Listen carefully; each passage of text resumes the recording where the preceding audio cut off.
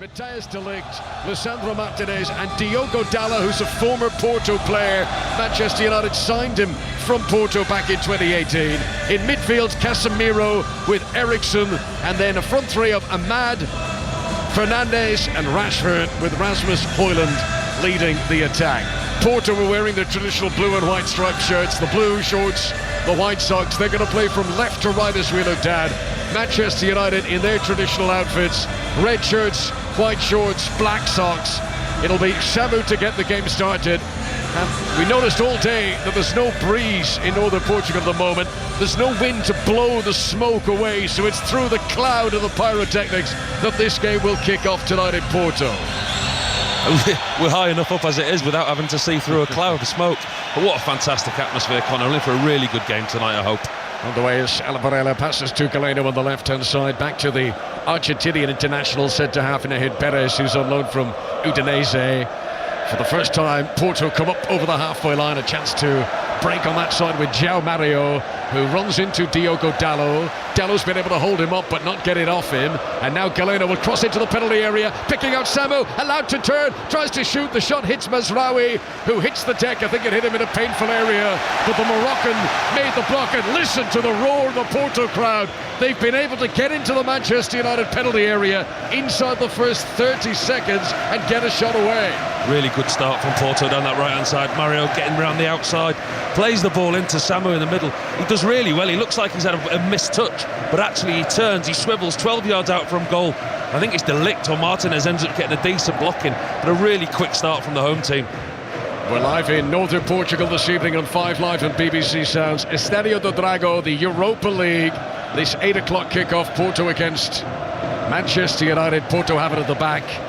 Zé Pedro at number 97 on his back. He started all but one of Porto's league games this season. They launch it long and Samu's in around the back of Martinez again.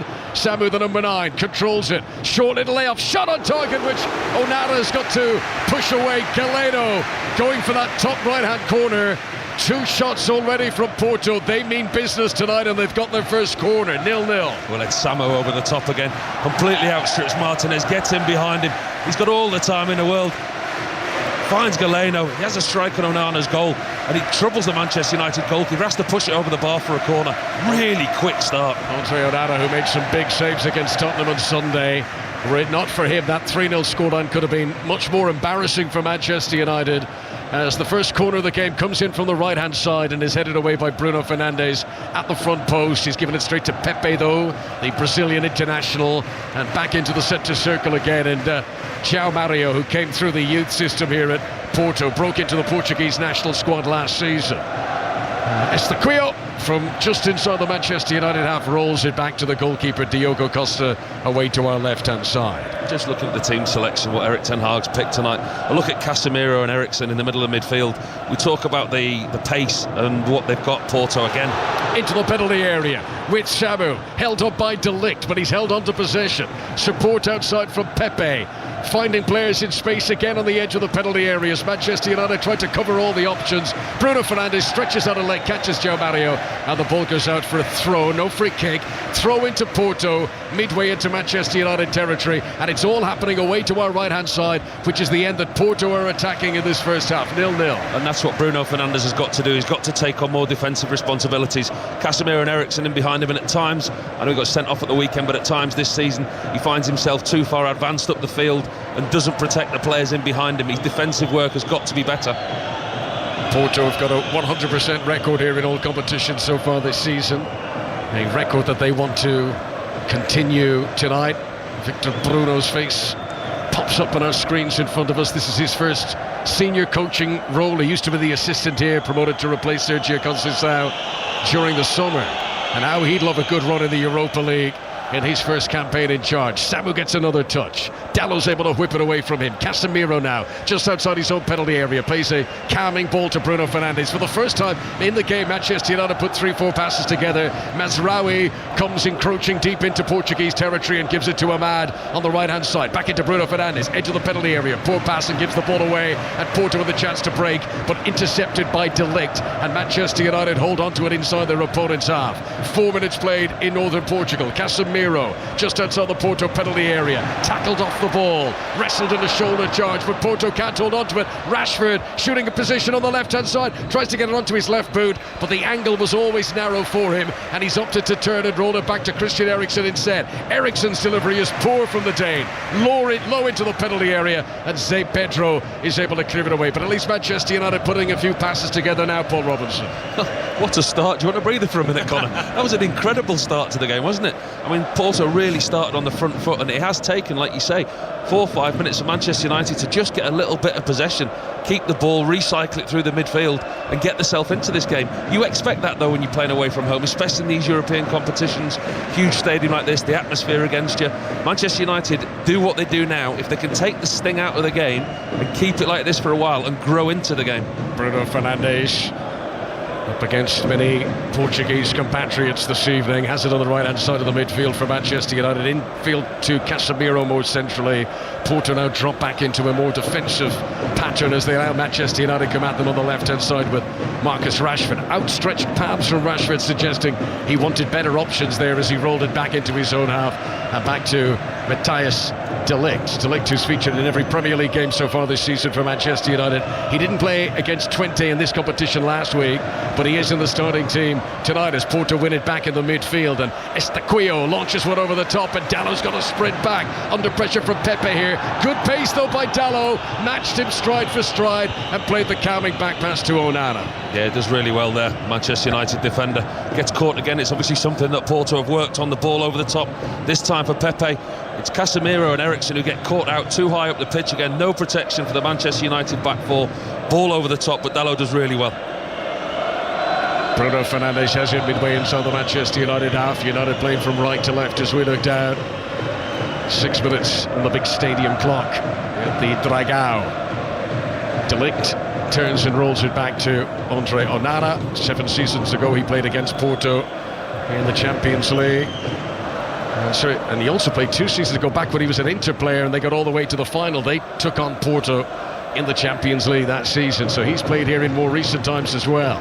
Here is Eriksen, bit of space, bang on the halfway line, left-hand side as Manchester United come forward, gives it early up to Rashford, able to run at João Mario, the right back, who backs away from him. Rashford into the penalty area, right-footed shot is in!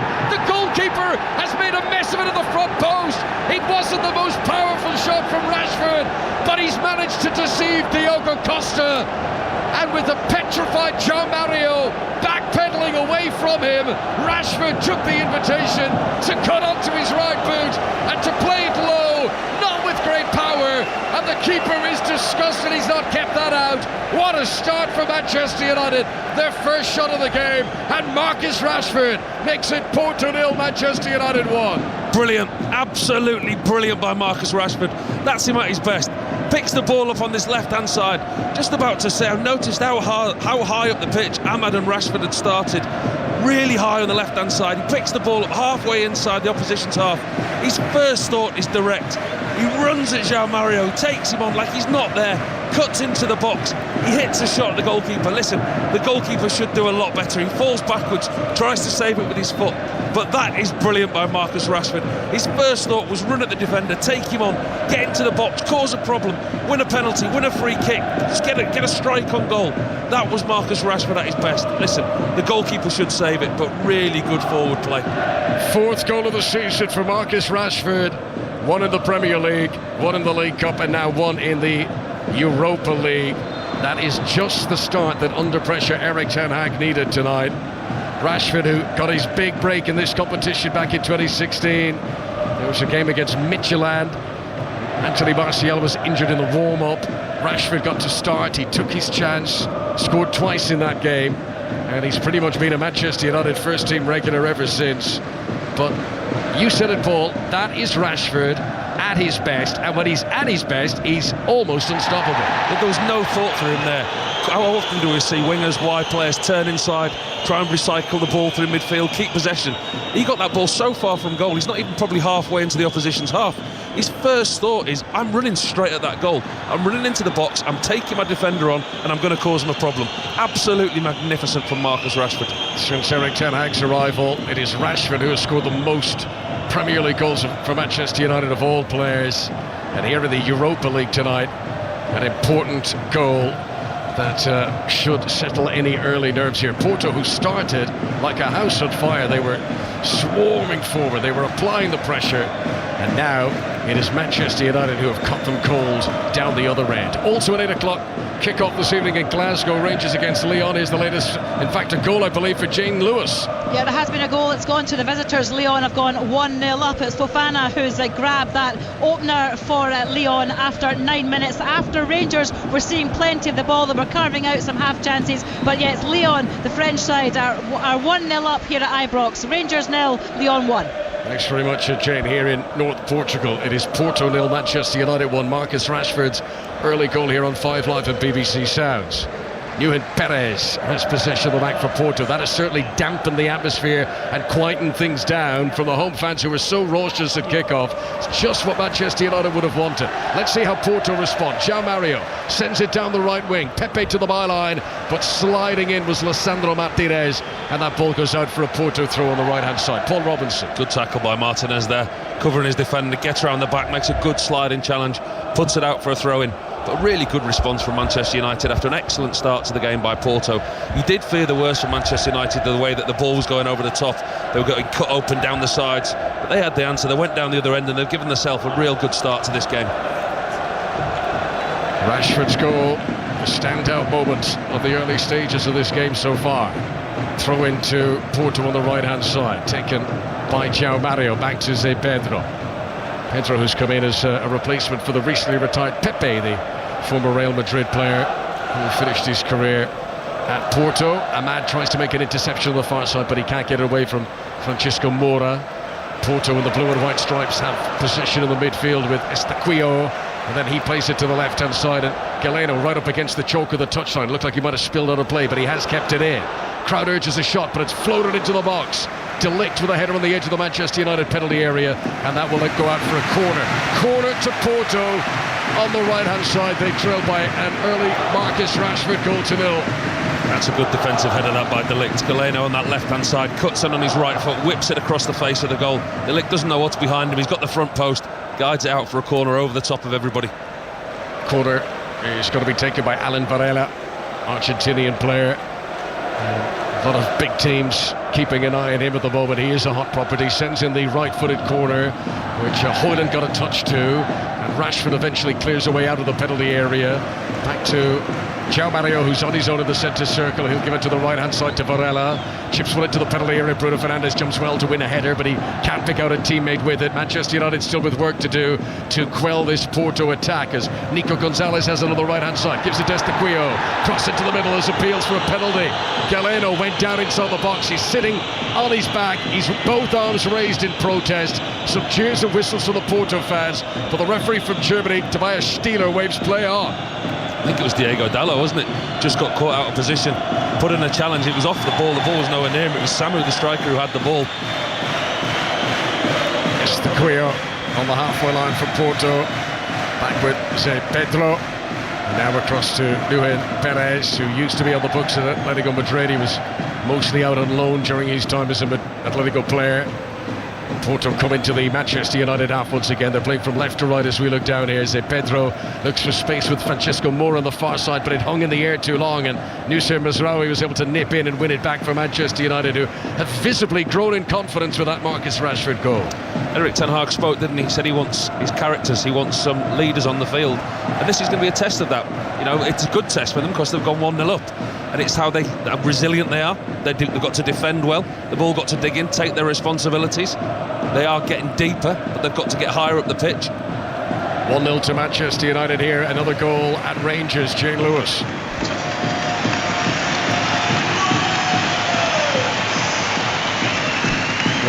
We'll try to get back to Jane in a moment, but this is Samu turning, shooting inside the penalty area, and then it sits up a second time, but it's put over the top by João Mario, the right back.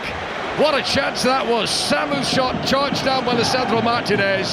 The loose pieces fell in front of the right foot of João Mario, and he's tried to take the leather off the ball. He has smashed that, and he's put it well wide of the target. That's nearly put it through that window of the bar that you like up there, Connor, hasn't it? But it's Samu in the middle again. He works really hard in between the 18-yard line. His first touch is great, and it's the right back who, the ball's spinning.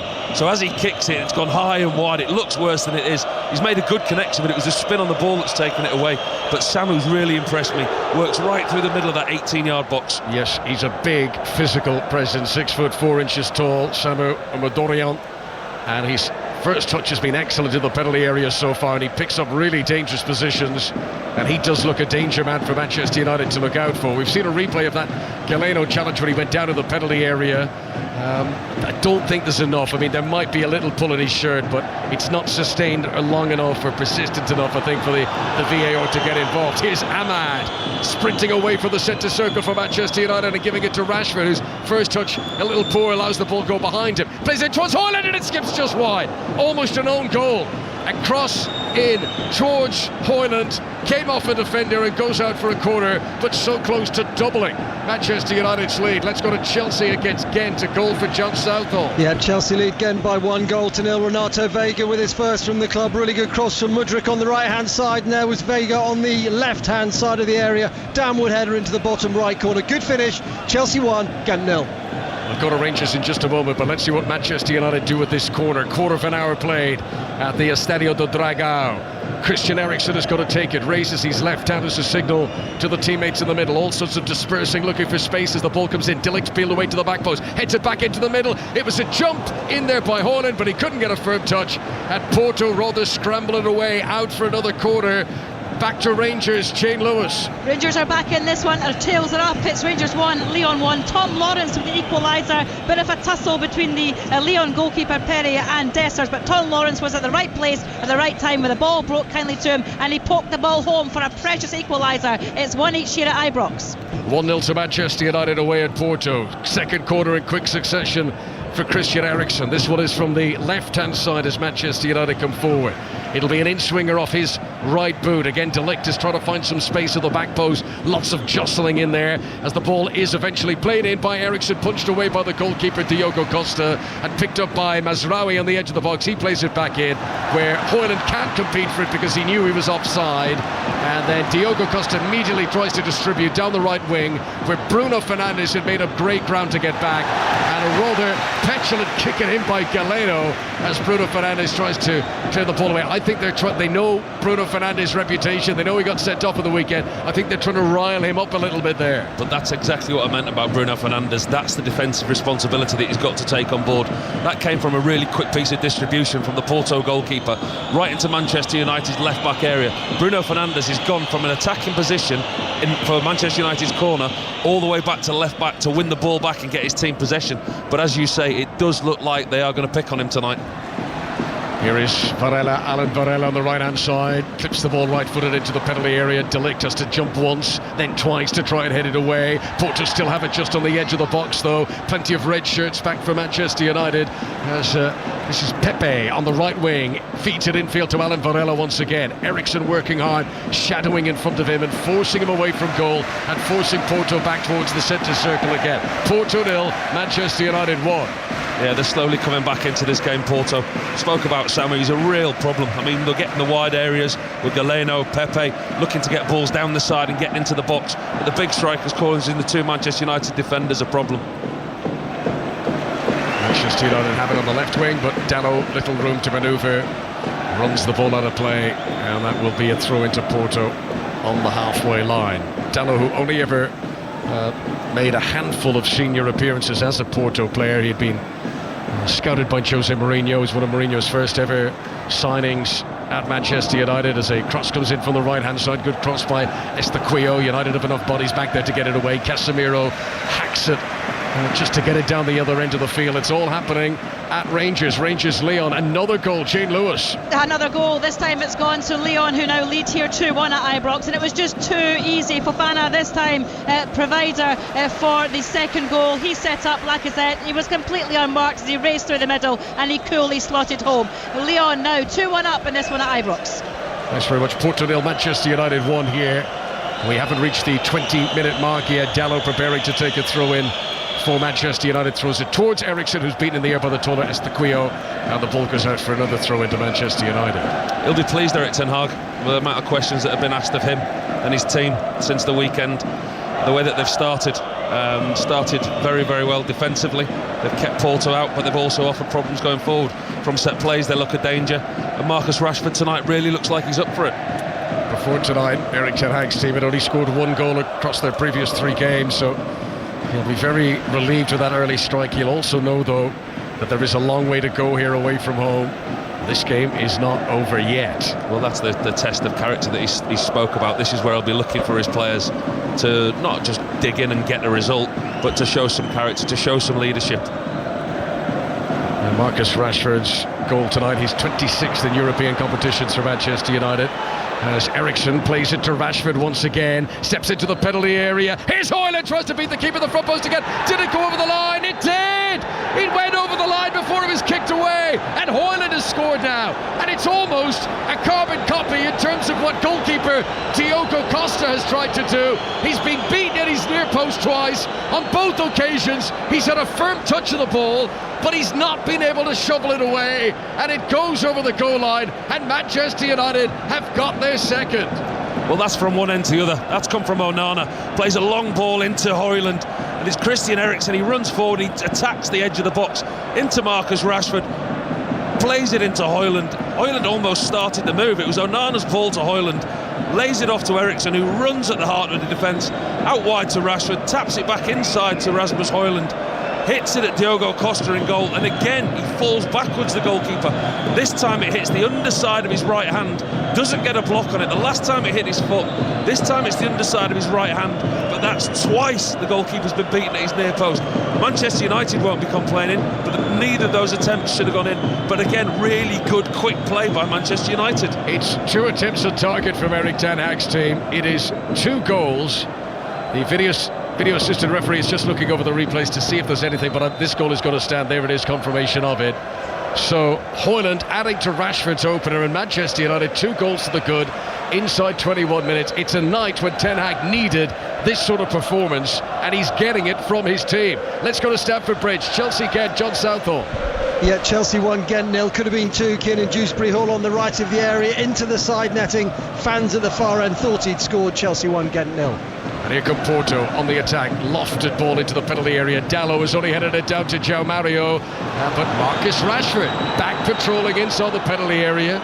Wins possession, does a little Cruyff turn, and United play their way. This is a transformation from what we saw at the weekend at home against Tottenham. There's a confidence about Manchester United. Mind you, I say that, and Rashford has given it away on the edge of his own penalty area. Nico Gonzalez, back to Estequillo. Good work from Bruno Fernandes, who outmuscles his opponent there and wins the ball back for his team, and then he's fouled to the ground by Alan Varela, and you can hear the roars of disapproval from the Porto fans. It's a free kick to Manchester United.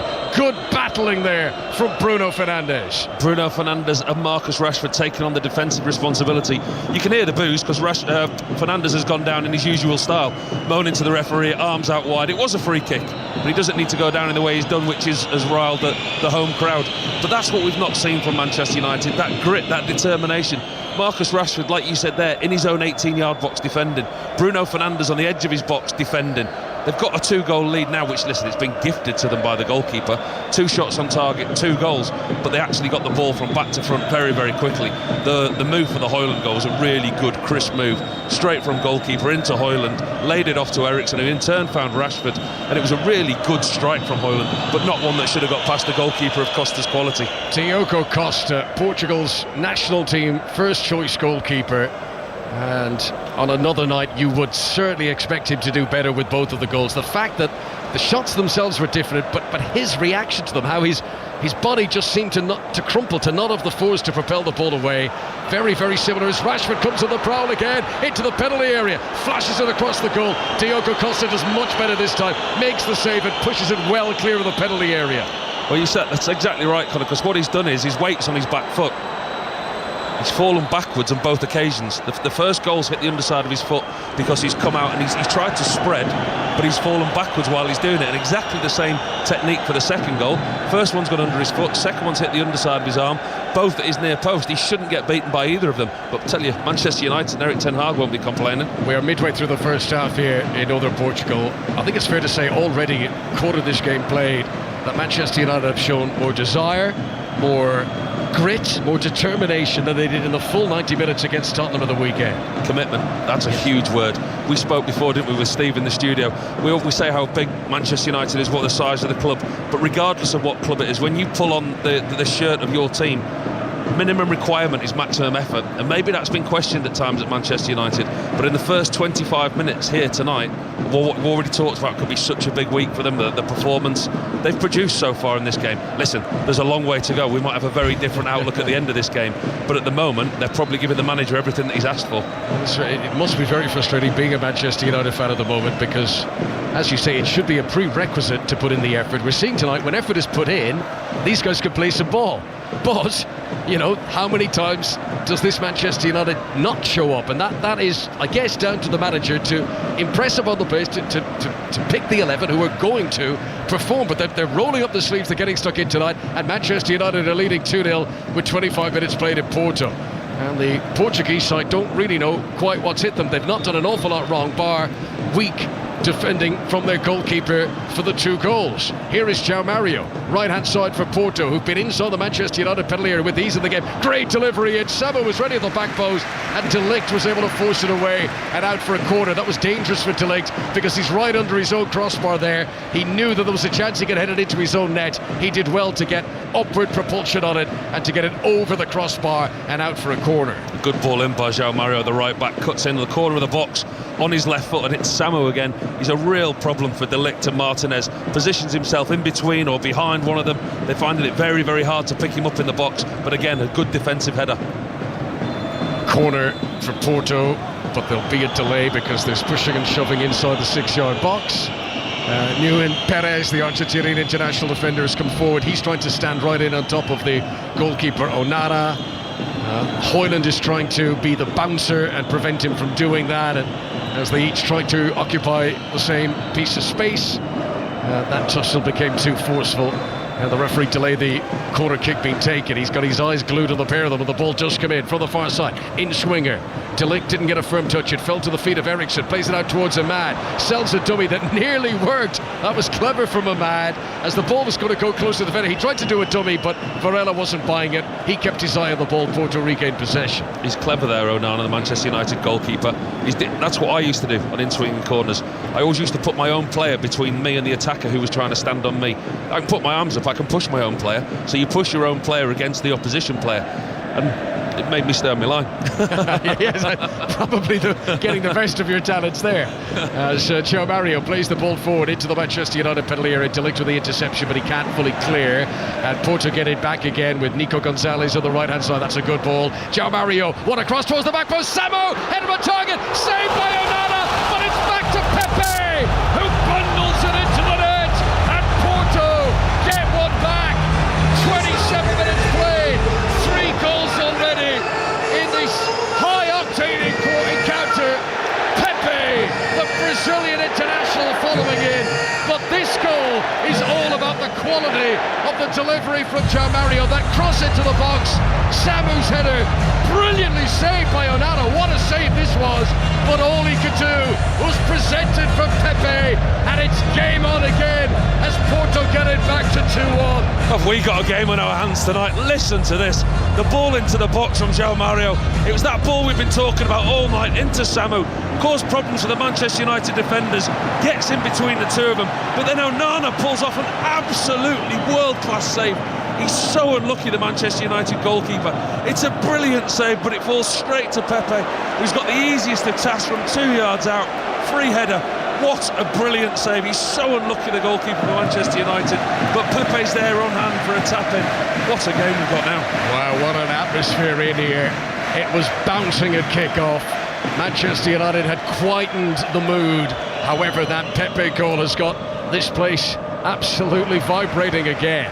Ball goes out of play for a Manchester United throw.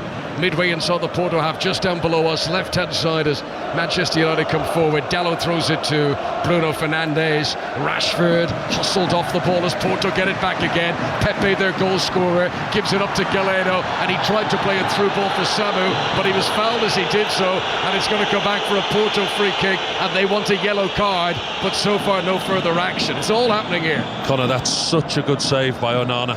I mean, it's a great header by Samu again to get in between the Manchester United defenders, but that's a fantastic save. It's a reaction save, propels himself across the goal line. He's so unfortunate that Pepe's there to tap the rebound in.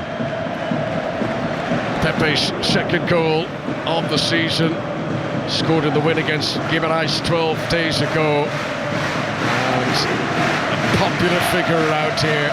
He reacted well. You know, Samu's shot, goal-bound, brilliant save Onana, but he was the one who reacted first to get to the rebound and to play it first time into the back of the net.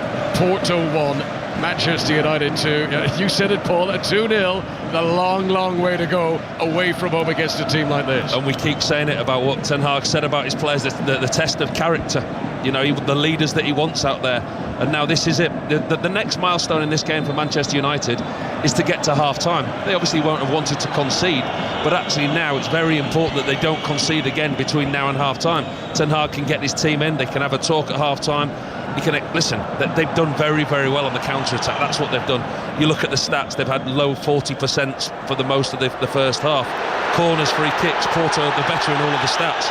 But actually the character they've shown, he'll want to get to half-time, as they are. Casemiro commits a foul in the midfield, but the referee waves play on. João Mario latest dangerous delivery from the right-hand side. Mazraoui dealt with it well. Little backward flicked header with two opponents around him. And then a free kick is awarded for a foul on Ahmad, right full-back position for Manchester United. And there's complaints by Porto because they wanted a free kick when Casemiro clearly did commit a foul earlier. But advantage was played. Porto did get into the penalty area, so that was the right decision for the referee. Maybe they want a yellow card to be shown or something, but it is a free kick to Manchester United, right back position for them, and the yellow card goes the other way. And Samu, because of his complaints, picks up a needless yellow card. Really needless yellow card, but you can hear the crowd's frustration. Yeah, it's Samu who just goes out. It's him who commits the foul. And then he didn't get booked for the foul, he gets booked for the dissent. He picks the ball up, then he thinks better of throwing it away, but then he has to go back and have a chirp to the referee, so he gets booked. Yeah, if he'd kept his mouth shut there, Samu, he wouldn't have received the yellow card. So Onana's come out of his penalty area to take the free kick, and we go back to Glasgow. Rangers Lyon, Jade Lewis. Yeah, still 2-1 to Lyon as Rangers are on the attack. Tom Lawrence dances away into the box, but it's cleared away, and just minutes before that, Lyon missed a glorious opportunity to take the lead in this one. Fofana ran from the halfway line, but his shot was straight at Jack Butland, and it was an easy save in the end for the Rangers goalkeeper. Still 2-1 to Lyon here. Right, so 3 goals there in Ibrox, 3 goals here in northern Portugal, and there's been goals too at Stamford Bridge. Here's John Southall. Yeah, just the one corner. Chelsea 1, Ghent 0. All fairly comfortable for Chelsea at the moment. Ghent not offering a great deal. That goal from Vega. Chelsea 1, Ghent 0. As free kick is given to Porto on the edge of their own penalty area, and Bruno Fernandes, who was sent off at the weekend, gets a yellow card here. We know that he likes to throw himself into challenges, but as he reacted here, he was late and he was high, and the referee gives a yellow card without hesitation for that challenge on Alan Varela. He's got no option, the referee. Bruno Fernandes just slightly overzealous. As usual, he's complaining to the referee, but it was a foul and it was a booking. 32 minutes played, Porto 1, Manchester United 2. If you're joining our coverage late here, Manchester United got 2 early goals inside the opening 20 minutes. Rashford got the first one, Højlund got the second, but Pepe, dragging one back for Porto, is keeping this a very interesting game. As Manchester United have defending to do. Casemiro stretches his leg, plays it in the path of Eriksen, who felt he was fouled. The opponent just jumped in front of him there and impeded him getting to the ball, but the referee said it was a fair challenge. Porto have possession near the halfway line. Alan Varela, right-footed ball towards the edge of the penalty area, a miscue by De Ligt, and then he recovers well to get his forehead on it, but he gives it straight back to Varela again. It's worked to the right-hand side to João Mario. His ball into the middle, controlled inside the penalty area, chance of a shot for Estaquio. He opts to give it back to João Mario and said, into Samu! Whose header from close range finds the back of the net, and they've got it back to 2-2 already.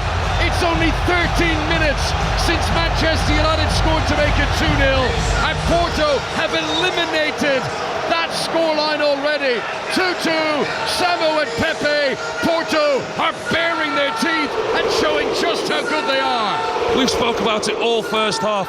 We can see it. Why can't the Manchester United team see that and do something about it? It's the same combination. It's the ball into the box to Samu. He's so clever. He works in the space of that 6-yard box, and it's not a free header, but he finds himself in between the two Manchester United centre halves as well. It's almost a free header. It is. I'm going to correct it. He gets in front of De Ligt behind Martinez. Decent little flick into the box, 5 yards out. Still got a lot to do. Powers his header above Onana, but that's been coming. That's where the first goal come from. A good save by Onana from a Samu header, but yet again, it's that man on the end of it, and this time it's him getting the goal. How good does he look, by the way? Samu Amadoriani was in the Spanish team that won Olympic gold at Paris in the summer. He has averaged a goal a game for Porto in the league this season, and he's now made it 6 goals in his last 5 appearances in all competitions. He took that, absolutely powerful. That was like Didier Drogba at his peak. That's a really good visual, exactly like that. When the ball came into the box, looked strong. Ruud van Nistelrooy getting in trouble on the Manchester United bench now. Yellow card for the Dutchman, whose complaints towards the 4th official have seen the referee come over, and he goes back and he sits down beside Erik ten Hag, who looks dejected there. This night, which had started so well for the beleaguered, under pressure Manchester United boss, but their 2-goal lead is gone, and we still have 10 minutes to go to half-time. Well, it's all unfolded within 7 minutes, hasn't it? As soon as Porto got that first goal back, the atmosphere inside the place changed. Manchester United sat deeper, Porto had possession, and they've got their second goal. What was that quote that Steve Crosswood gave us ahead of kick-off from Ten Hag, saying that when you have a bad moment in the game, it's how you recover. Well, let's see how they recover here. Ahmad dribbles his way into the penalty area, tries to get a shot away, which is deflected out for a corner. Corner to Manchester United. Ericsson running over to take it, which I think is a good sign of the urgency here, as Manchester United believe they can recapture the lead that they appeared to hold so comfortably earlier on. What a game this is. 3 goals already. They've got picked open again too easily, haven't they? I mean, it's that man, João Mario, on the right-hand side, the crosses that come into the box, the space that the opposition are finding in the box between the central defenders, the crosses coming into the box. You've either got to stop the cross or defend your goal. They've done neither. Corner comes in from Ericsson. De Ligt wins a header of the back post. Mazraoui tries to shoot on the edge of the box, but he can't get it cleanly away, as Bruno Fernandes, clever ball, back out to Ericsson, who's still on the right-hand side, having taken the corner. Back to Bruno Fernandes, whips in a delivery at the back post. Lisandro Martinez can't get a shot on target. He was stretching, he got a touch, but he couldn't get it goal-bound, and Marcus Rashford picks up the loose ball on the left-hand side. The offside flag is raised on the far side, and it must have been that Lisandro Martinez was in an offside position as the ball came in. That was better though from Manchester United. Porto 1, Manchester United 2 here. Back to Stamford Bridge and to John Southall. Chelsea 1, Ghent 0, but Ghent suddenly sparked into life. Andrew Johnson on the right of the area, flashed it over the crossbar. His dad's watching on from the stands. Chelsea 1, Ghent 0. Just confirmed. Porto 2, Manchester United 2 in a game that has absolutely flown by so far. These 4 goals in the first half an hour or so. Throw in on the far side for Manchester United. But Porto, I mean, their body language so confident now to go 2-0 down, 2 goalkeeping errors, but then to bounce back so emphatically and so quickly, and they are walking on a cloud at the moment, enjoying this, whereas Manchester United, they're splashing their way through puddles. How quickly the game can change. We know about the risk of stating the obvious goals change games, but that first goal for Porto really did. They probably felt hard done to, been 2 goals down, hit twice on the counter-attack and 2 shots on target. Manchester United were 2 up, and we were waiting to see, weren't we, what Manchester United had to offer. Could they see it out till half-time? Would they go on and score more?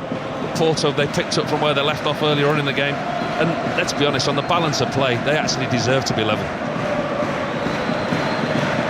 Pepe, Samu for Porto, Rashford and Haaland for Manchester United. 2-2 in the Europa League. 5 live, and BBC Sounds were live in the Estadio de Dragao tonight. And De Ligt has given the ball away at the back. It was a routine clearance. He should have found an easier pass. He's given it away to Galeno. Porto now stream forward in numbers.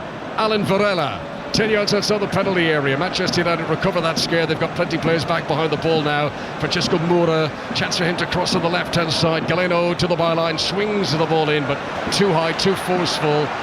João Mario's going to sprint. Oh, he's done really well. He sprinted, he kept the ball in play. It didn't look like he was going to get there. Zé Pedro, what a ball that is! And Mazraoui inside the 6-yard box has to leap and clear the ball away. The delivery from wide areas has been so good from Porto, but now down the other end, Rasmus Højlund is on the charge. He started this run inside his own half. He gets into the penalty area. He crosses it for Ahmad, but just too far in front of Ahmad, who keeps it in play by the byline, but he couldn't get the shot away. Here's Casemiro, miscued of a shot from him, and Porto hammer it clear again from inside the penalty area up towards the halfway line. End to end of the moment, 2-2. I think both of these teams will be going on the training ground next week to work on the defending, because neither seem to be doing it very well at the moment. Every time Manchester United get the ball on the counter-attack, Porto look vulnerable with Ahmad down the right-hand side, Rashford down this left-hand side. That time it was Rasmus Højlund charging through the middle of the pitch. The turnover of possession has been so quick end-to-end for both sides. Last 3 European away games, Manchester United scored 3 goals in each of them, but they haven't won any of those matches, and tonight already 2 goals on the scoreboard, but their 2-goal advantage dragged back to 2-2. Lisandro Martinez, 10 yards inside Porto territory, gives it to Rashford on the left-hand side. Rashford, whose early goal gave Erik ten Hag's team the perfect start here tonight. Here's Eriksen in the midfield. Porto happy to sit back now. They're not pressing very high as Casemiro picks a good ball to Dalot, onto Højlund, who doesn't control on the edge of the D, and Perez is able to clear away for Porto. But it's not an accurate clearance towards a teammate, it's just an up and under to launch it into the Manchester United half. Mazraoui attacks with a high boot. Referee says it's okay. That was the roar of the crowd, though, who thought their team might get a free kick there. Porto have possession anyway. Alan Varela, midway inside Manchester United territory, gives it to the impressive João Mario on the right-hand side. How dangerous his deliveries have been. Victor Bruno, the coach down there, for a moment had his hands above his head and he was applauding furiously, and he is enjoying what he sees of his team, certainly coming forward, if not quite what they've been able to do in defence so far. 2-2, 5 minutes to go of normal time until the break. Paul Robinson. It's been an absolute cracker of a game for the neutral to watch. Both teams going out to win the game. I mean, we talked before about Manchester United, the difficult place they're in after the poor performance at the weekend. They're in need of a result. You saw a confident Manchester United earlier on in this game, but also you've seen the other side to them, the vulnerable side to them, the defensive incapabilities at times.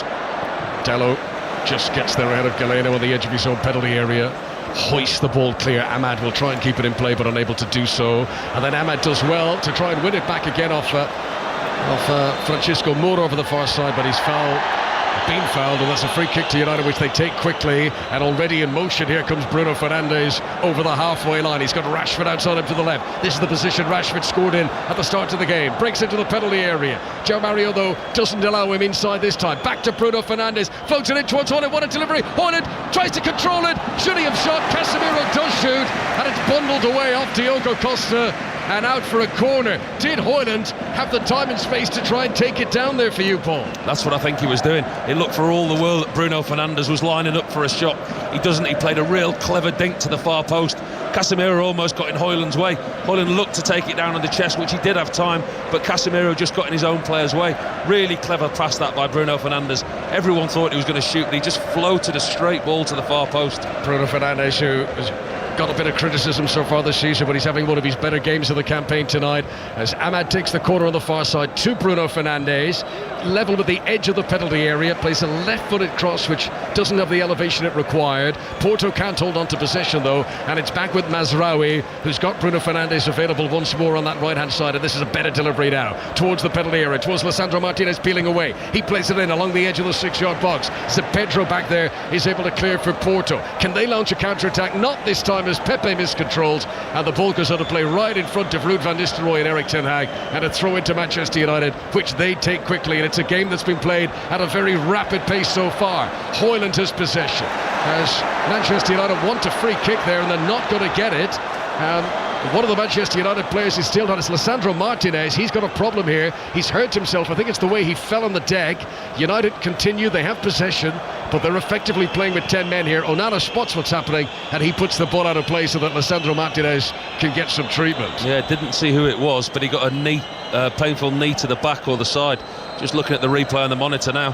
Porto player just comes across the side of him, catches him with a painful one, knee to the back and the rib area. I think it was Gonzalez.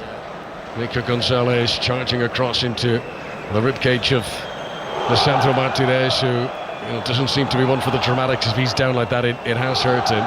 But this break of play gives both coaches the opportunity for a bit of an impromptu team talk. Ruud van Nistelrooy's having a word with Ahmad, And Vitor Bruno, the Porto head coach, has called over a few of his attacking players. He's having a word with Pepe and with Samu.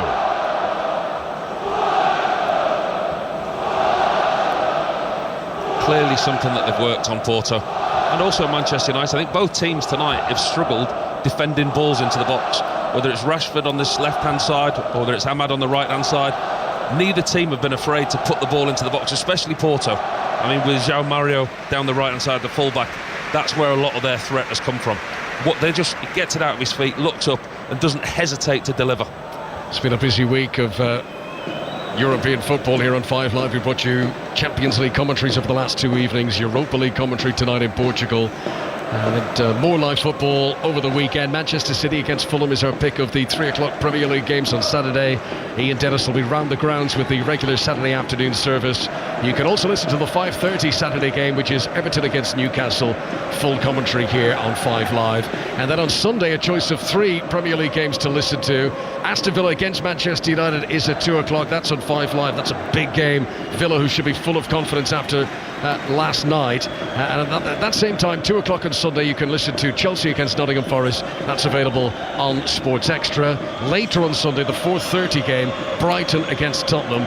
Once again, you can listen to it in full here on 5 Live. I think that could be the pick of the weekend, that Brighton-Tottenham game. I really do. I think it's 2 of the highest line defences that we'll see in the Premier League. Yeah. That game could be played on the halfway line. Helter-skelter football in that one at the Amex. Zonana comes off his goal line here and he gets the ball ahead of Galeno, back under play here. We go back to Rangers against Lyon, the latest from Jane Lewis.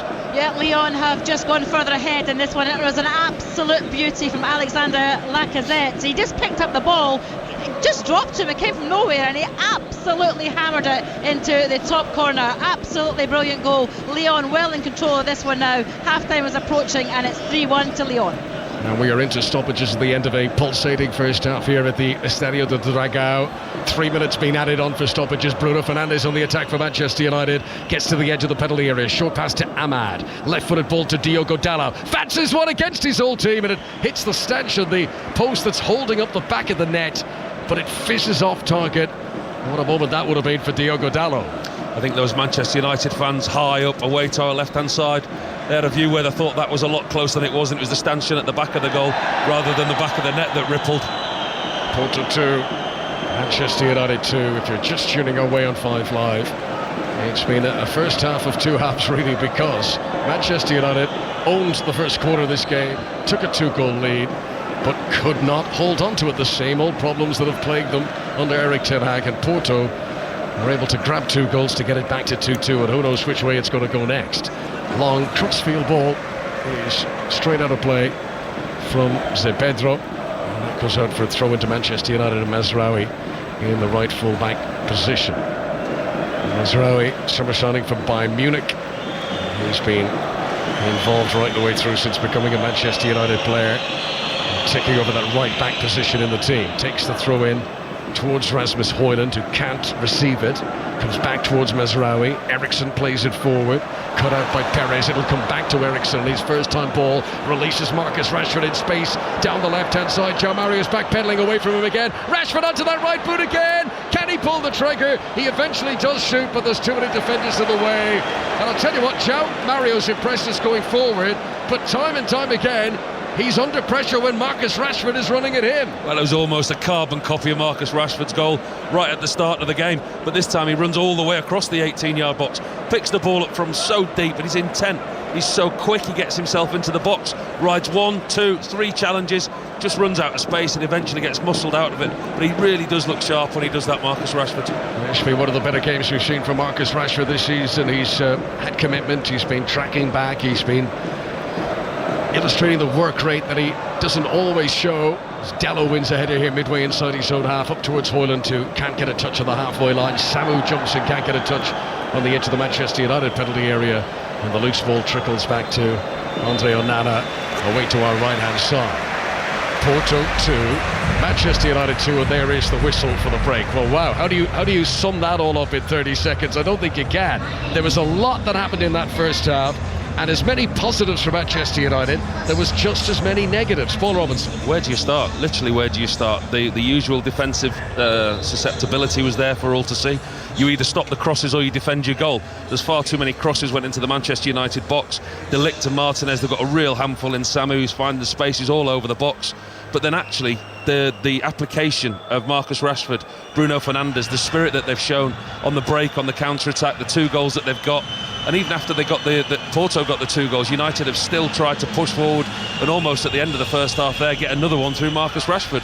It's been a cracking first half, it really has. It has, and it's difficult to work out which way it's going to go. Surely Porto have got to be confident, having come from 2 goals down. Can Manchester United resurrect some of the mentality that saw them play so well in the opening quarter of this game? And I'll tell you what, watching Manchester United at the moment, it is certainly not dull. Action at both ends. Porto 2, Manchester United 2. And that, Paul Robinson, is exactly it, isn't it? You know, we spent so long in the first hour of the programme going through Manchester United's problems and Erik ten Hag's future and all of those kind of things. If you're a Manchester United fan, I imagine it can be infuriating. As a neutral, it's great radio. Oh, they're a great watch. They really are a good watch for the neutral because they go forward, they commit bodies forward. Bruno Fernandes, he's taken on a little bit more defensive responsibility tonight. But with Casemiro and Eriksen in behind him, they don't always protect the back four. The back four get caught out of positions with balls over the top. They don't necessarily defend crosses well. But then in Ahmad and in Marcus Rashford and Højlund, they've got players who can hurt the opposition on the counter-attack. So listen, we've seen the best and the worst of them tonight. Be interesting to see which one comes out in the second half. This is really good from ESPN's Rob Dawson, I've just seen on social media. In Europe, since the start of last season, Manchester United have conceded 2 goals in 4 minutes at Bayern, 2 in 10 minutes against Galatasaray, 2 in 4 minutes against Copenhagen, 2 in 9 minutes in the other game against Galatasaray, and now 2 in 7 minutes against Porto. When they just seem to go on tilt, Paul. 1 goal, and it's exactly what we spoke about before the game with Erik ten Hag. When things go wrong, you have to keep the faith. Well, yeah, keep the faith in his plan and his process. But actually, the point you make there about them conceding the goals, they've suffered 10 defeats by 3 or more goals, which tells you, that's him as a manager. That's at a club like Manchester United, you wouldn't expect that. They are defensively susceptible, and you can see the problems. The ball's into the box that they can't defend. But listen, you stop it at source first, and then if you can't stop it at source, you defend your box and you defend your goal. And they haven't been able to do that. Fascinating first half. Great listen. Conor, Paul, thank you for the time being. Porto 2, Manchester United 2. For what it's worth, that would leave Manchester United in 22nd place in the Europa League phase. Let's go into the Conference League, shall we? Chelsea at home to Ghent. Half-time there, John Southall. Well, Chelsea lead Ghent by 1-0. The goal on 12 minutes. A Mudryk cross from the right-hand side. Picked out Renato Vega at the back post. He did really well, actually. Downward header, back across goal and into the far corner. His first goal for the club. Dewsbury Hall could have made it 2. He shot into the side netting. Ghent then woke up. Alfie Brown, a Derby youth player, denied by Jorgensen, and Good Johnson smashed one over the crossbar, which means at half-time it's Chelsea 1, Ghent 0. Other scores for you in the Conference League. This could be a great story. We were talking about the new Saints before the action kicked off. They are drawing 0-0 with Fiorentina at the Artemio Franchi at half-time in the Conference League. Full times, Molde 3, Larn 0, and Dinamo Minsk 1, Hearts 2. Back into the Europa League, Rangers against Lyon has reached half-time. Jay Lewis. It has indeed. Rangers 1, Lyon 3 here at Ibrox. Rangers started this one well enough. Journey should have put them ahead early on, but he blazed over, and a minute later Lyon were ahead. Cherki skipped into the box. Maybe he was fouled en route, but no matter what, the ball fell to Fofana, who curled it into the top corner. Rangers, though, were back in this one minutes later. There was chaos at the back for Lyon. Goalkeeper Lucas Perry just didn't deal with Dessers, who was causing a nuisance of himself, and Lawrence nipped in to equalise. Rangers' tails were up after that, but it was Lyon who went further ahead, and it was far too easy. Fofana this time turning provider, he squared the ball to a completely unmarked Lacazette, who rolled the ball home. And then the ex-Arsenal man was at it again just before half-time, and this was an absolute beautiful shot. It really was. He blasted Lyon ahead, an absolute screamer. Lyon well in control for this second half that will be about to get underway in about 10 minutes time or so. It's Rangers 1, Lyon 3 at Ibrox. And the Europa League full-time from earlier was Ferencváros 1, Tottenham Hotspur 2. We'll do Women's T20 World Cup cricket and the WVX rugby all before the second half at the Estadio do Dragão. Let's get the news now on 5 Live with Laura Harms. This is BBC Radio 5 Live. Listen on BBC Sounds. Assisted dying could soon become legal in England and Wales. A proposal to change the law to allow some terminally ill people to end their own lives will be introduced to Parliament later this month. It's been written by the Labour MP Kim Leadbeater, and she's been speaking to the BBC. There is a real appetite, I think, to have this debate and to have this discussion. And I think the public mood is probably ahead of Parliament in that respect, in that lots of polling has been done and people want there to be a conversation. So now is the time to have this debate and to have this discussion in Parliament. And I hope I can facilitate a robust but a very compassionate and very respectful debate on this really important issue. A woman has been found guilty of the manslaughter of her 4 young sons who died in a fire while she was out shopping. 30-year-old Devika Rose left her 2 sets of twins alone when the fire ripped through their home in southwest London in 2021. She'll be sentenced next month. The World Health Organization says at least 28 health workers have been killed in Lebanon over the past 24 hours as Israel's offensive against Hezbollah intensifies.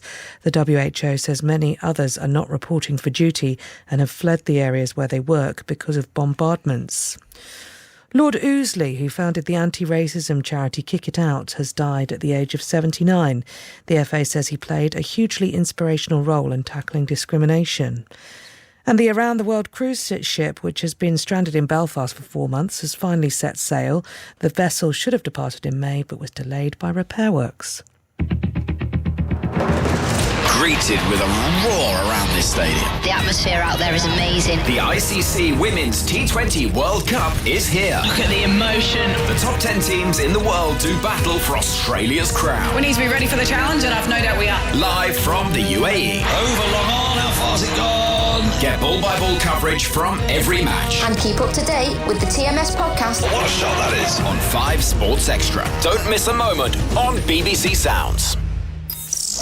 This is 5 Live Sports with Steve Crossman. Listen on BBC Sounds.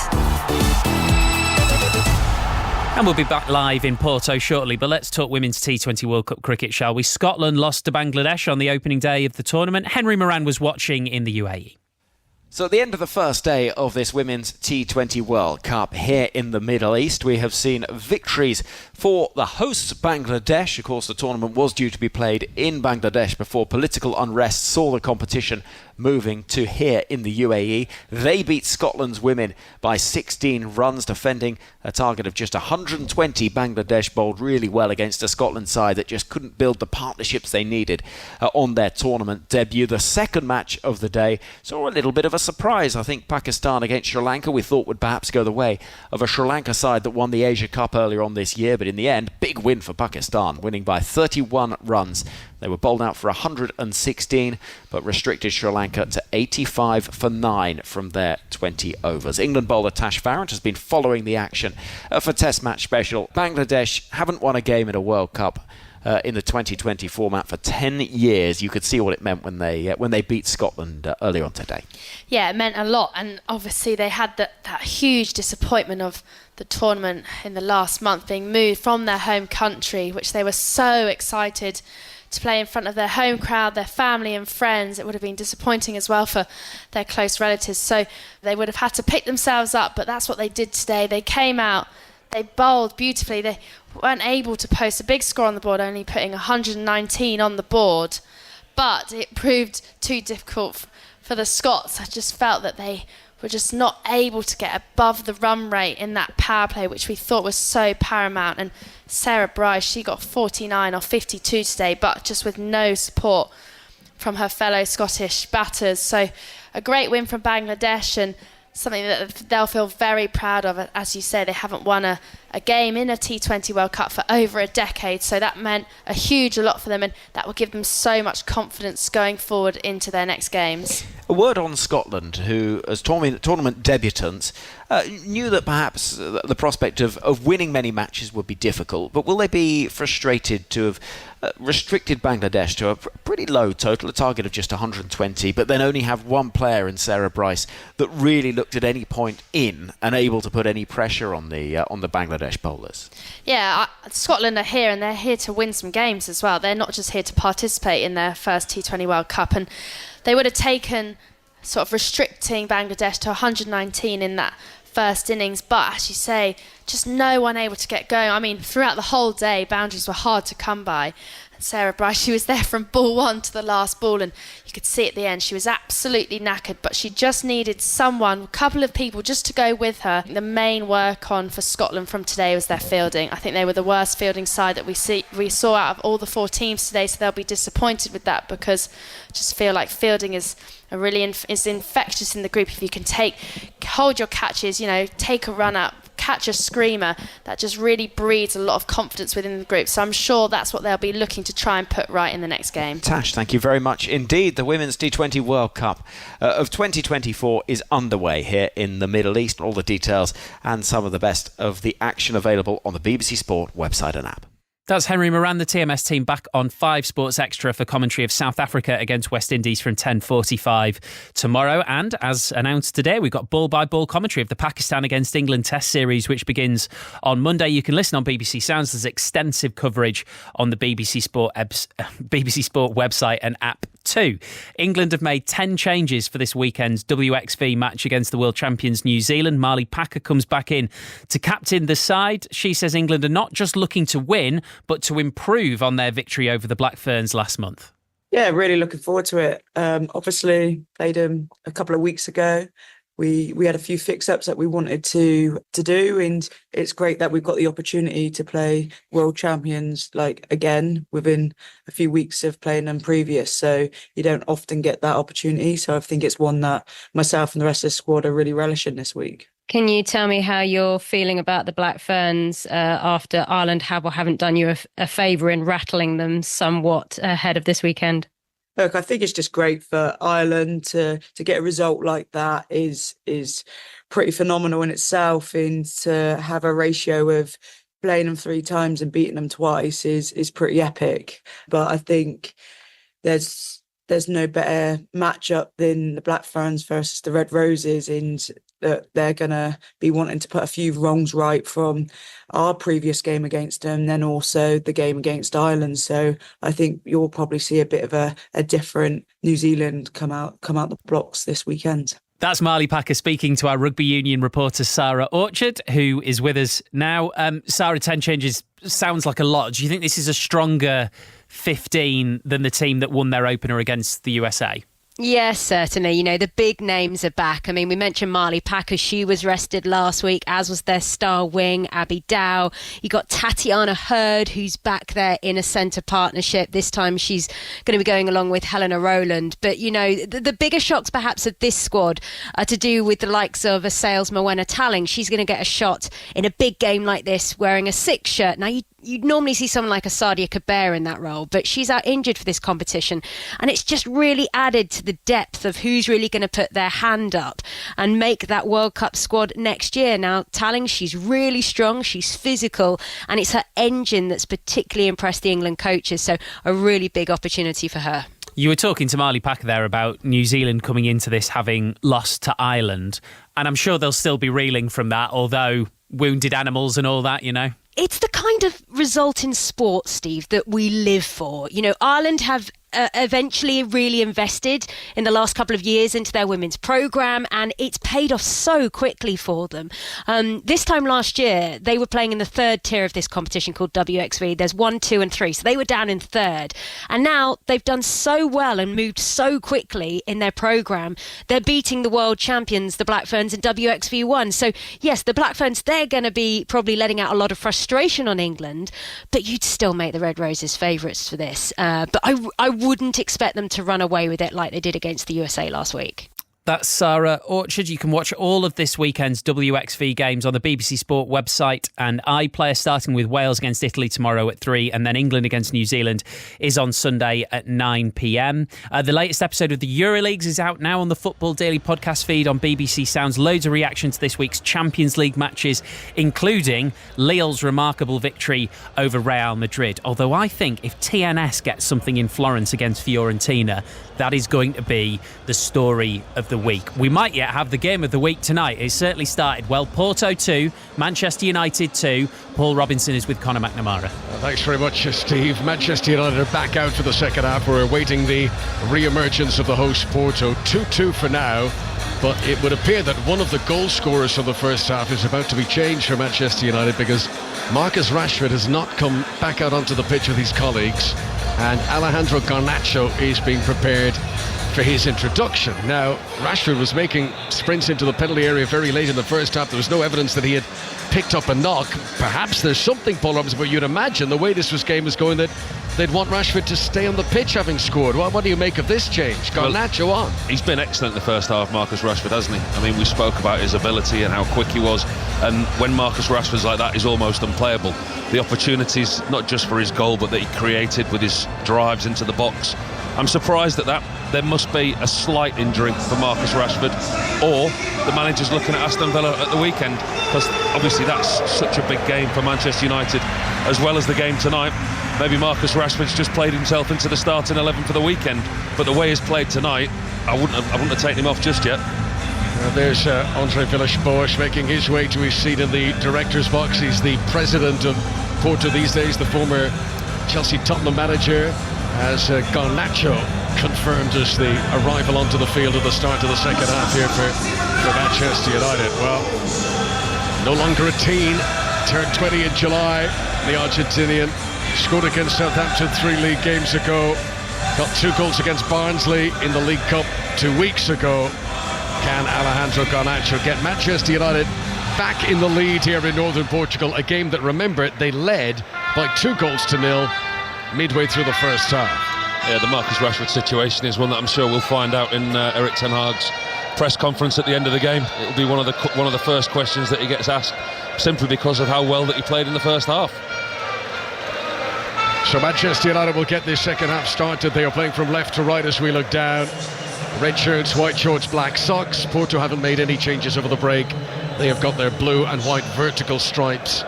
They've come from 2-0 down here, but Porto have not had their noses in front so far tonight. Manchester United come on the first attack of the second half. Diogo Dalot cutting in off the wing on the left-hand side. Runs into heavy traffic, though. He's relieved of possession, and he battles hard to win it back again. That's good determination from the former Porto player up against his old team tonight. Casemiro, who's also a former Porto player. He can't get through heavy traffic in the midfield, but gets the ball back from Eriksen here. Manchester United inside their opponent's half in the early stages of this second half. Also back underway for the second half at Stamford Bridge. Chelsea against Ghent. John Southall. Early second half goal for Chelsea. Chelsea 2, Ghent 0. It was Pedro Neto with his second for the club. Hesitant defending on the right of the area, and he smashed it into the roof of the net. Chelsea 2, Ghent 0. That should be enough. Should be enough. There, mind you, a 2-goal lead here. It was instantly swept away as Garnacho comes in the attack for Manchester United. First time we've seen him on the ball since coming on as a substitute at half-time. Lisandro Martinez gives it back out to Garnacho, up against João Mario. Garnacho tries to shoot from outside the box, but the shot is blocked. Manchester United try to keep this attack going. João Mario, though, at right back, just keeps his cool, turns and rolls it back to the goalkeeper Diogo Costa. If you weren't with us in the first half, the quality of the goalkeeping was questioned by Diogo Costa for the opening 2 Manchester United goals, but now they come on a storming attack down the other end. Francisco Moura shoots, and Onana makes the save one-on-one. Onana, who stayed on his goal line there, he didn't run out towards the advancing player, but he knew what he was doing, the Cameroonian. That's an excellent save. Another quick counter-attack by Porto. This time it's the left-back Moura. Gets himself in the 18-yard box on the angle, and you're quite right, Onana stands his ground. You can see that he's got defenders coming back to cut the angle off. He doesn't need to make it easy for the fullback by rushing out of his goal. Stands, makes himself big, makes a decent save down to his left-hand side. Onana's been busy tonight. 2 minutes played in the second half, 5 live at BBC Sounds. Porto 2, Manchester United 2.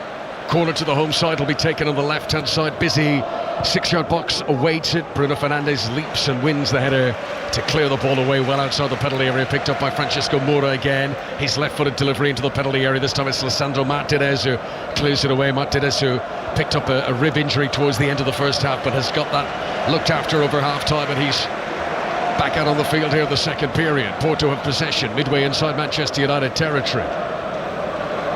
Estaquio, number 6 on his back. Rolls it to his left to Alan Varela.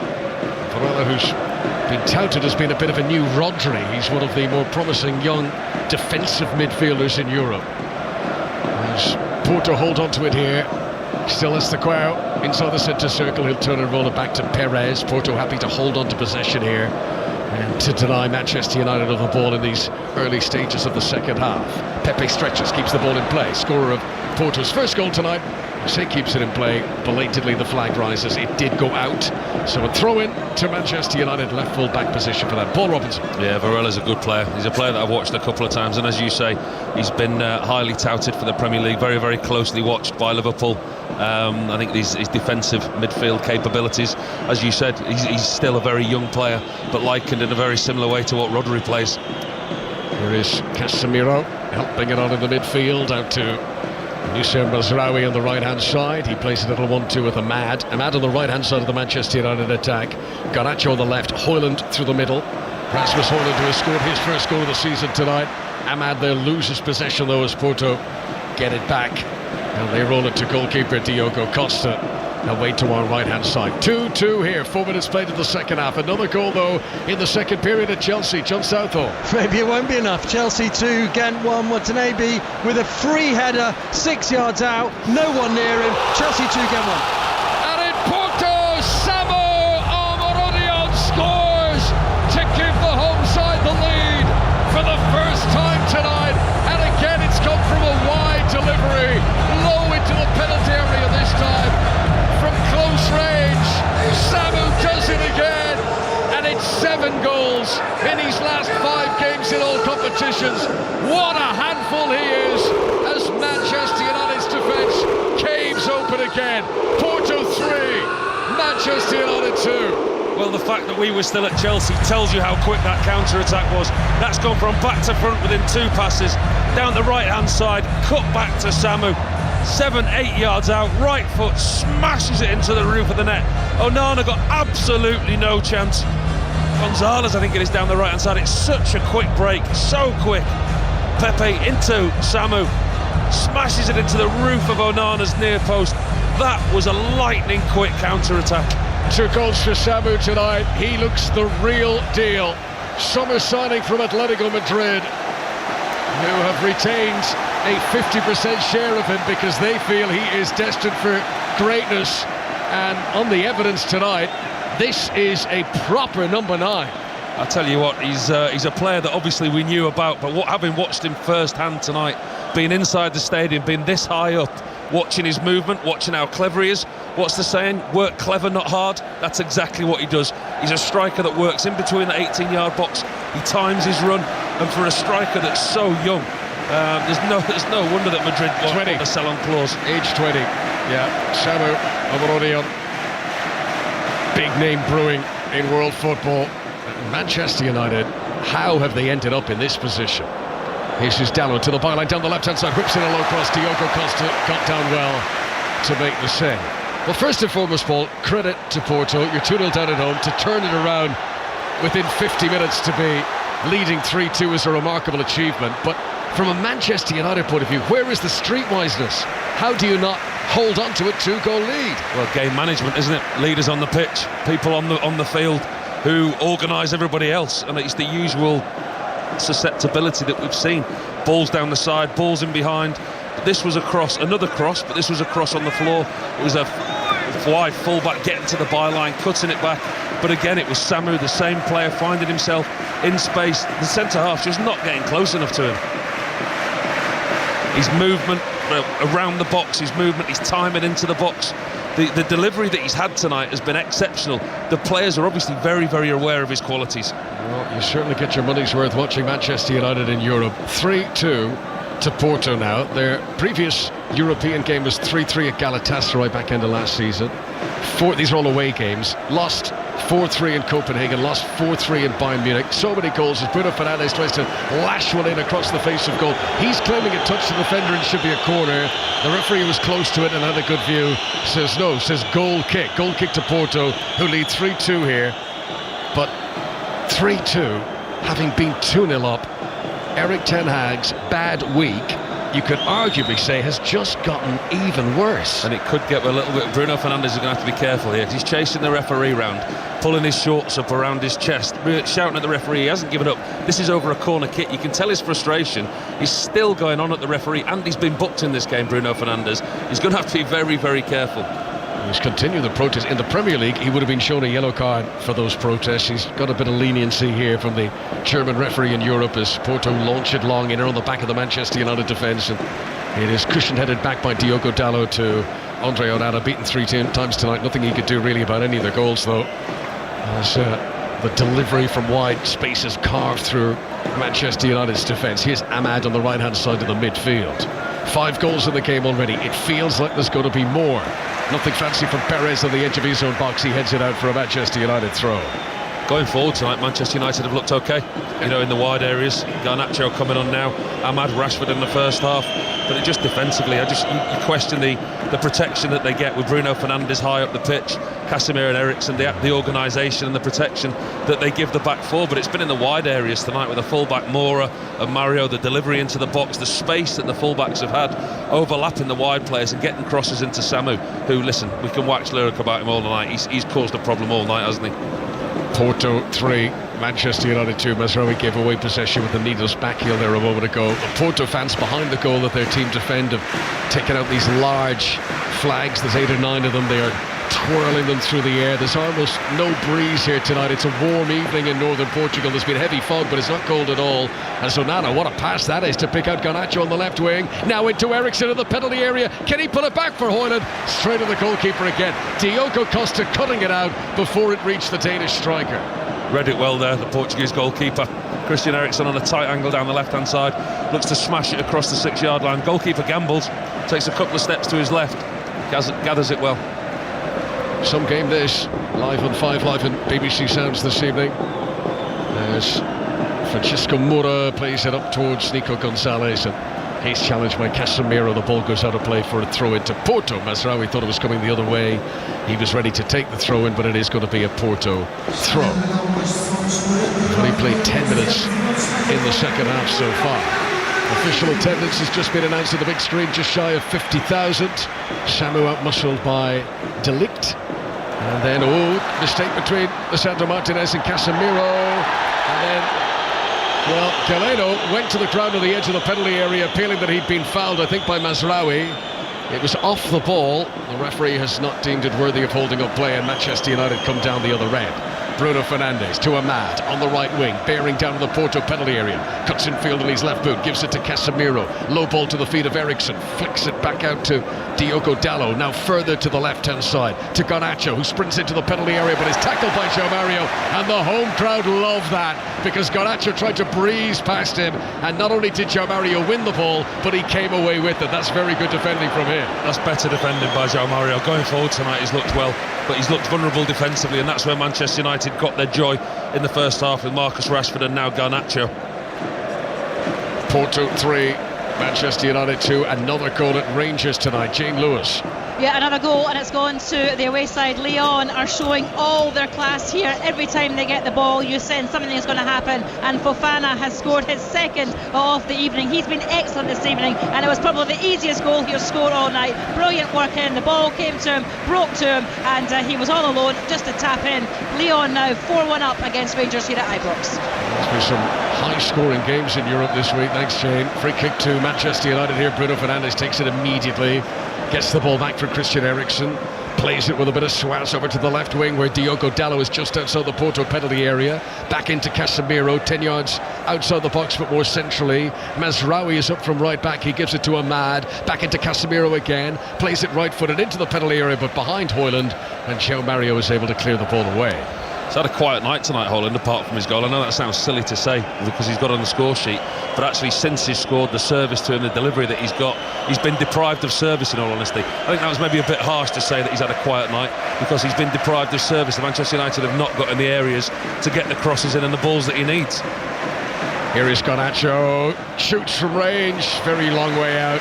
Diogo Costa, beaten twice at his front post in the first half, makes a comfortable save there. Again, it's João Mario on this right-hand side, talk about how good he is going forward and the assist that he's created, the crosses into the box. But when he's run at by Garnacho and by Rashford, he does look. Yeah. His defending's not the top of his list, let's say. Yeah. What he's good at, he's very good at. But what he's bad at might be something that Manchester United could capitalise on. Porto had possession. Nuhin Perez to the left wing. Galeno, Brazilian international. Short ball infield to Estaquio. Back to Perez once again. Porto could do with a spell of possession here, just to exert a bit of home dominance. Estaquio tries to pop one over the top.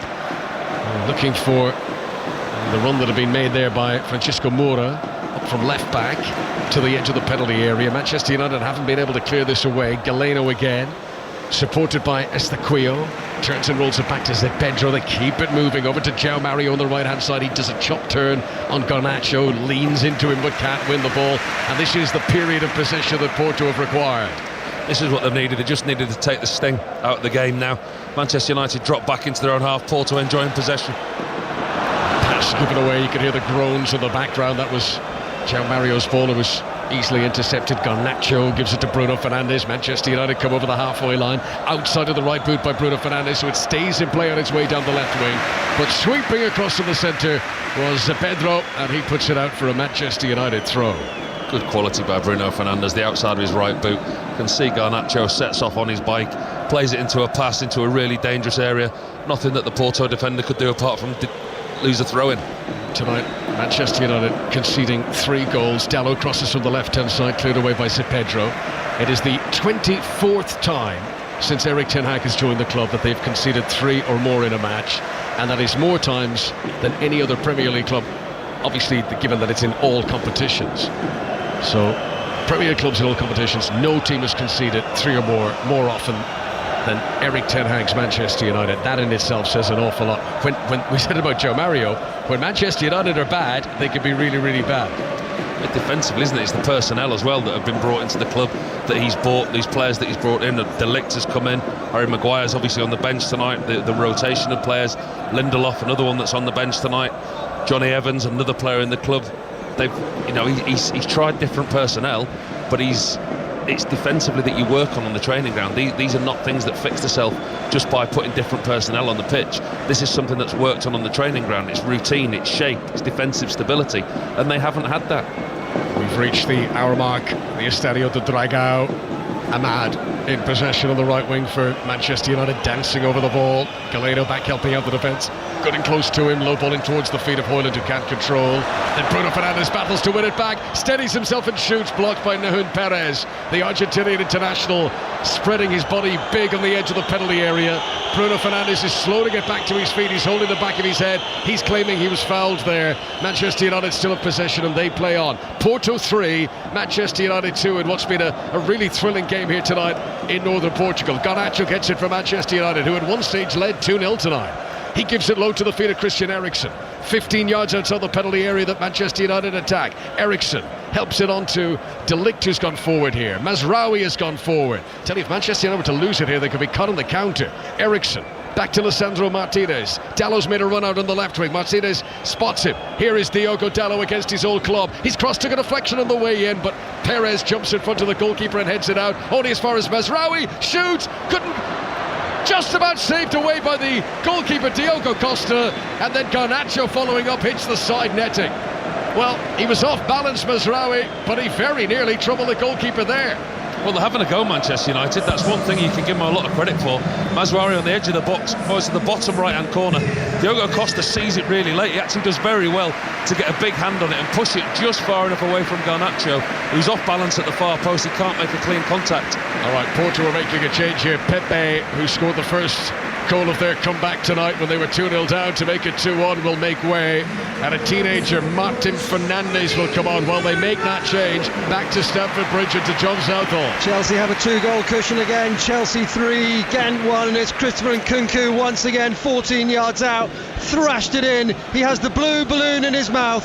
7th of the season. Chelsea 3, Ghent 1. Thanks very much. Porto 3, Manchester United 2 here in Porto in northern Portugal. Martin Fernandes on. Here's Bruno Fernandes though for Manchester United, gives it to Ahmad on the right wing, up against Francesco Moura, back in on his left foot here. Ahmad picks out Garnacho around the penalty spot, tries to turn and shoot, too many defenders in the way, the ball is still in play. Ahmad shepherds it out and eventually it trickles over the byline, and that will be a corner to Manchester United on the right hand side. There is still enough time here for Erik ten Hag's team to get back into this. You fear for them if they were to lose. The mood going into that huge Premier League game on Sunday at Aston Villa, how deflating that could be, having led 2-0 tonight. And you just get the feeling that the pendulum in this game has just swung back in Manchester United's favour. Just having a little bit of sustained possession, putting a few attacks together. They've had a couple of strikes on goal. But I don't think we've seen the last of the goals here, I really don't. No. Corner to Manchester United, played by Christian Eriksen. Nice stinger delivery there from the right-hand side. Comes to Mazraoui in the edge of the box. Takes an extra touch to control it. They're claiming De Ligt is coming back from an offside position here. But when he touches it, the flag doesn't rise. You can hear the whistles and cheers in the background. Ahmad plays it high into the penalty area. Eriksen heads it back across goal. Garnacho tried to attack on the edge of the 6-yard box, but it's headed away by Perez. Manchester United remain on the attack. Eriksen on the right-hand side. That's a good ball in. Right-footed delivery. Perez jumps again. Wins the header on the edge of the 6-yard box. Casemiro battles for it. Lisandro Martinez goes for goal and he bellows it over the crowd. It is high and wide and nowhere near the target. It's Porto 3, Manchester United 2. That's such a waste by Martinez there. Manchester United were having some good possession. They'd almost ringed the box of Porto. Porto couldn't get out. They had a couple of opportunities to clear it, missed kicks, headers. Manchester United were winning back possession in really key areas. Martinez there, what's he doing shooting from that distance? There was never a chance he was going to hit the target. Never mind trouble the goalkeeper. Lisandro Martinez, who didn't score any goals for Manchester United last season, did score for Argentina at the Copa America in the summer, scored in the game against Ecuador. He actually came close to scoring against Tottenham at Old Trafford on Sunday. Did a good shot that was just narrowly wide, but that one was the opposite. That was miles off target. De Ligt to the back for Manchester United, an uncertain touch. Ahmad comes off the back of his head. Oh, De Ligt's in trouble here. Samu looking for a hat-trick in the penalty area, shoots and Onana stretches out and makes the save again, and Manchester United dug themselves into trouble there. De Ligt is very, very fortunate that it wasn't another Porto goal. Brilliant by Onana again. Makes a brilliant save in the first half and he's unlucky. There he's not unlucky. It's Samu again. Opens up with his right foot, puts it into the bottom left-hand corner of Onana's goal. 2 steps across his goal really quick and a great big hand to push it round the post. But again, it's Manchester United causing their own problems defensively. They didn't look like there was any trouble. De Ligt gave away possession. There was no need for it, but it was that man Samu. Brilliant save again by Onana. Great save. What recruitment this guy Samu has proved to be. They brought him in to replace Ivan Nilsson, who they sold for big money to Bournemouth, of course. And he's been the replacement. He looks fantastic. Here comes the Porto corner from the right-hand side. Chance for Galeno. Couldn't get the header. Another bite to the cherry. This time a shot with his right boot, but it deflects off a defender. And Mazraoui eventually clears it out of the penalty area, but he can't release it to Garnacho. And a big roar around the stadium as Porto win it back again. Porto leading 3-2. But I think the supporters realise this isn't over yet, and they might need another goal to secure victory tonight. No, absolutely. It's a fantastic atmosphere in the stadium still. The game's still going from end to end. Porto 3, Manchester United 2. If you weren't with us in the first half, early goals from Rashford after 7 minutes. Højlund, after I think it was 26 minutes, managed to give Manchester United a 2-goal lead, but they haven't been able to hold on to it, and they now trail 3-2. The latest chapter in the roller coaster tenure of Erik ten Hag as Manchester United manager. And are the positives going to be enough to outweigh the negatives in what's been a particularly sticky patch for him at the start of this campaign? Manchester United's last 2 home games, remember, have been 3-0 defeats in the Premier League. Dalot here gives it to Bruno Fernandes, 15 yards inside the box, tries to thread a needle with the pass towards Højlund. There was too much danger in the way there. That was always going to be intercepted. Porto do get it back again, and they clear up towards the halfway line. Here is Nico Gonzalez, the former Barcelona player, sets off down the right wing, challenged by Christian Eriksen, and out it goes for a throw into Porto. Paul Robinson. Still, the game's been played at a real pace. I spoke in the first half about how end-to-end it was, but both teams now, they seem to be relentless on the turnover of possession. They're both still going at each other. On the turnover of possession there, Gonzalez is quick, but it's Samu again. I know we spoke about him a lot tonight, but at 20 years old, he's going to be a real talent, isn't he? I mean, no disrespect to Porto, but he's not going to be here long if he plays like this all season. No, absolutely top quality. Turned 20 in May. Big lad, 6'4" tall, and he is one for the future, that is for sure. Manchester United are going to make a double change here. They're about to bring on 2 attacking players. Erik ten Hag needs a goal. He's going to bring on Antony, and he's going to bring on Joshua Zirkzee. Ahmad is going to be one of them making way, and the other will be Højlund. So presumably Zirkzee will go and play centre forward, and Antony will play on the flank where Ahmad was. What do you make of those changes, Paul? Well, it's more of the same, isn't it? I mean, it's Erik ten Hag's plan and his process, plan A if you like, but no system change. Casemiro and Eriksen are still there as 2 defensive holding midfielders. When they're chasing a game, they've taken Ahmad off and replaced him like for like with Antony. Rashford's gone off, whether it was an injury or not, it's gone like for like with Garnacho. And Rasmus Højlund's come off, and it's like for like with Zirkzee. There's no formation change, there's no inventiveness. Well, I think you've tapped into something there, because plan A tonight worked. They got the 2-goal lead, but they continued with plan A. They didn't change anything, and then suddenly they're 3-2 down. And now they've changed to plan A again. You know, they don't have another plan. It's just change personnel in the same system. Exactly. Do plan A with different personnel and maybe a bit quicker. Here is Martin Fernandes, who's come on as a sub. He's got Galeno outside him on the right-hand side. Lisandro Martinez wasn't able to hold them up, and then a chance to lob the goalkeeper, who wasn't very far off his line, and it sails over the crossbar. An arms waved of apology from Martin Fernandes, who realised that was a bit speculative there. It was Galeno who tried to lob it over the goalkeeper, and he realises that he was taking on a little bit too much there. Another goal at Stamford Bridge, John. And another for Chelsea. Chelsea 4, Ghent 1. Kiernan Dewsbury Hall has joined the party, 12 yards out. Keeper should have saved it. He won't care. His first for the club. Chelsea 4, Ghent 1. And Rangers against Lyon tonight, Jane Lewis. Lyon still leading by 4-1. They're causing all sorts of problems. They're so fast, they're so clinical as well. They've hit the crossbar, they've had a shot cleared off the line as well. Rangers have had seen plenty of the ball, but they, compared to their French counterparts, just do not have that cutting edge at all. Rangers 1, Lyon 4. I tell you, it's not a bad night in terms of excitement and goals for the British clubs in Europe, because there's 5 goals in the Rangers game, there's 5 goals in the Chelsea game, there's 5 goals in the Manchester United game. Which way is this going to end? Still 20 minutes plus to go. Garnacho on the left wing gives it infield to Casemiro, and then an off-balance Bruno Fernandes, I think, has hurt himself there as he tried to get the shot away. He's holding the back of his left hamstring as he slowly gets back to his feet and gives a look towards the referee. He felt he was fouled by Nico Gonzalez. Every time he's touched, he feels he's fouled Bruno Fernandes, doesn't he? I think that's been more obvious tonight than at any point. He's walking away now, talking to the referee still. But listen, Manchester United going forward, they've looked better again in this second half, but still they look so vulnerable when they turn over possession. And I don't get the substitutions, I really don't. The like for like, Ahmad off for Antony, and Zirkzee, who's come on for Højlund. Absolute fortunes that Manchester United spent on Antony, a player who had performed under Erik ten Hag in the Netherlands in the past, and it's not worked out for him. Can he still come good? Could he rescue Ten Hag's bacon this evening? I just saw a close-up on our monitor of Erik ten Hag, and he looked stress personified. You could just see every sort of furrow in his brow. Here is Mazraoui coming forward for Manchester United here. Bruno Fernandes helps it on to Antony. First time he's been involved. On the right wing, cutting in on his left boot. Now can he deliver? Floats it in too high for Garnacho. And that's not causing any trouble at all, as Manchester United have to keep it in play by the corner flag. Garnacho's done well to spin back in field. He's got Dalot outside him now. Porto are sitting back a little bit, allowing Manchester United onto them. Eriksen, crossfield ball looking for Bruno Fernandes, cut out by Galeno. Out it goes for a corner to Manchester United with 18 minutes of normal time to play. Good defending by Galeno, but that's what Manchester United need to do. They need to push the wide players of Porto back into their own box. Corner's taken already. Bruno Fernandes to Antony, tries to shoot from miles out, blocked away by the first defender.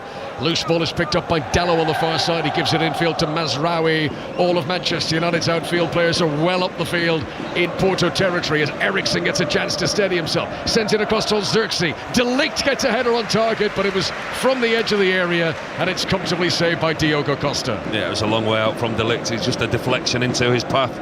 About 15 yards out from goal, just can't get enough purchase on it to trouble the goalkeeper. Story of the game tonight, if you're just tuning away on 5 Live or BBC Sounds, Marcus Rashford scored early in the first half.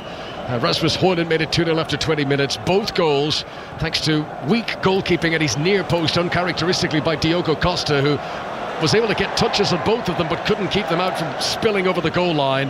Manchester United leading early, but then very quickly Porto were able to turn it around. By the 34th minute, it was 2-2, and 5 minutes into the second half, it became 3-2 to Porto, who have it at the back here with Zepedro. His clearance up towards the halfway line. Can they create further opportunities for Samu, who's looked brilliant in attack? 2 goals for him already. Good hustling in the midfield here by Nico Gonzalez. Tried to release Galeno, but it's cut out by Eriksson. And Samu is down and he's hurt, and play continues. Manchester United under no obligation to put the ball out of play because it's not a head injury as Samu gets back to his feet, but he is hobbling. That could be a little bit of a problem for Porto if he's got a serious problem here, and you can see he's wincing as he hobbles and tries to put weight on that leg, but he is back up at his feet and he's trying to carry on for now as Dallo gives it to Garnacho, stepping into the penalty area, left hand side for Manchester United. Can he get the shot in? It takes a deflection and that fizzes it across the face of goal, and out it goes for the corner. Garnacho is beginning to ask sterner and sterner questions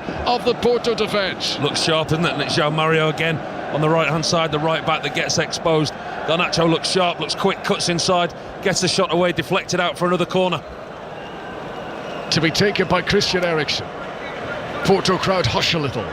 Left-handed signal to his teammates as he plays it in right-footed. There was a header by Casemiro that would have been on target, but blocked by Perez right in front of the goalkeeper. Manchester United nearly scored for the corner there. They're trying to get this back to 3-3.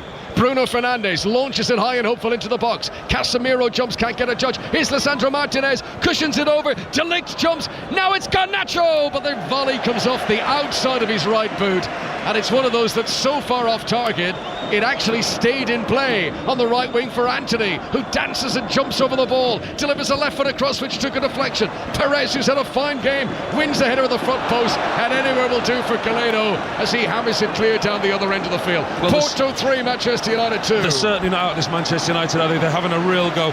This Porto defence, the back four, the 3 in front, they're getting deeper and deeper, allowing Manchester United onto them, and it's going to be up to Manchester United now to move the ball and to create something. Manchester United, who've shown, I think, in recent games they cannot defend for toffee, but they are going to see if they can attack here and get a third goal of the night and try to avoid defeat, which could be so damaging for Erik ten Hag given the recent sequence of results. Here's Bruno Fernandes, 10 yards outside the penalty area, central location, gives it to Casemiro, no idea what that touch was, straight back to Diogo Costa. This could be vital. A goal for Manchester United now and a draw rather than a defeat here tonight could be huge in Erik ten Hag's future. So much speculation, and we spent nearly an hour before the game, didn't we, talking about Erik ten Hag and the different permutations, what could and couldn't happen. But actually one goal that brings Manchester United a draw away from home, you look at it on the wider spectrum, it's not a bad result if they can do that. Here come Porto again, though. They've absorbed a lot of pressure in the last 5 or 10 minutes into the penalty area. João Mario, left-footed shot, which is his weaker foot. He was off balance and he put it across the face of goal and wide in the end. As the attacking right back came infield of Diogo Dallo, but he never wrapped his foot around the shot. It was well wide of the target in the end. Yeah, well wide of Onana's goal, never troubled him.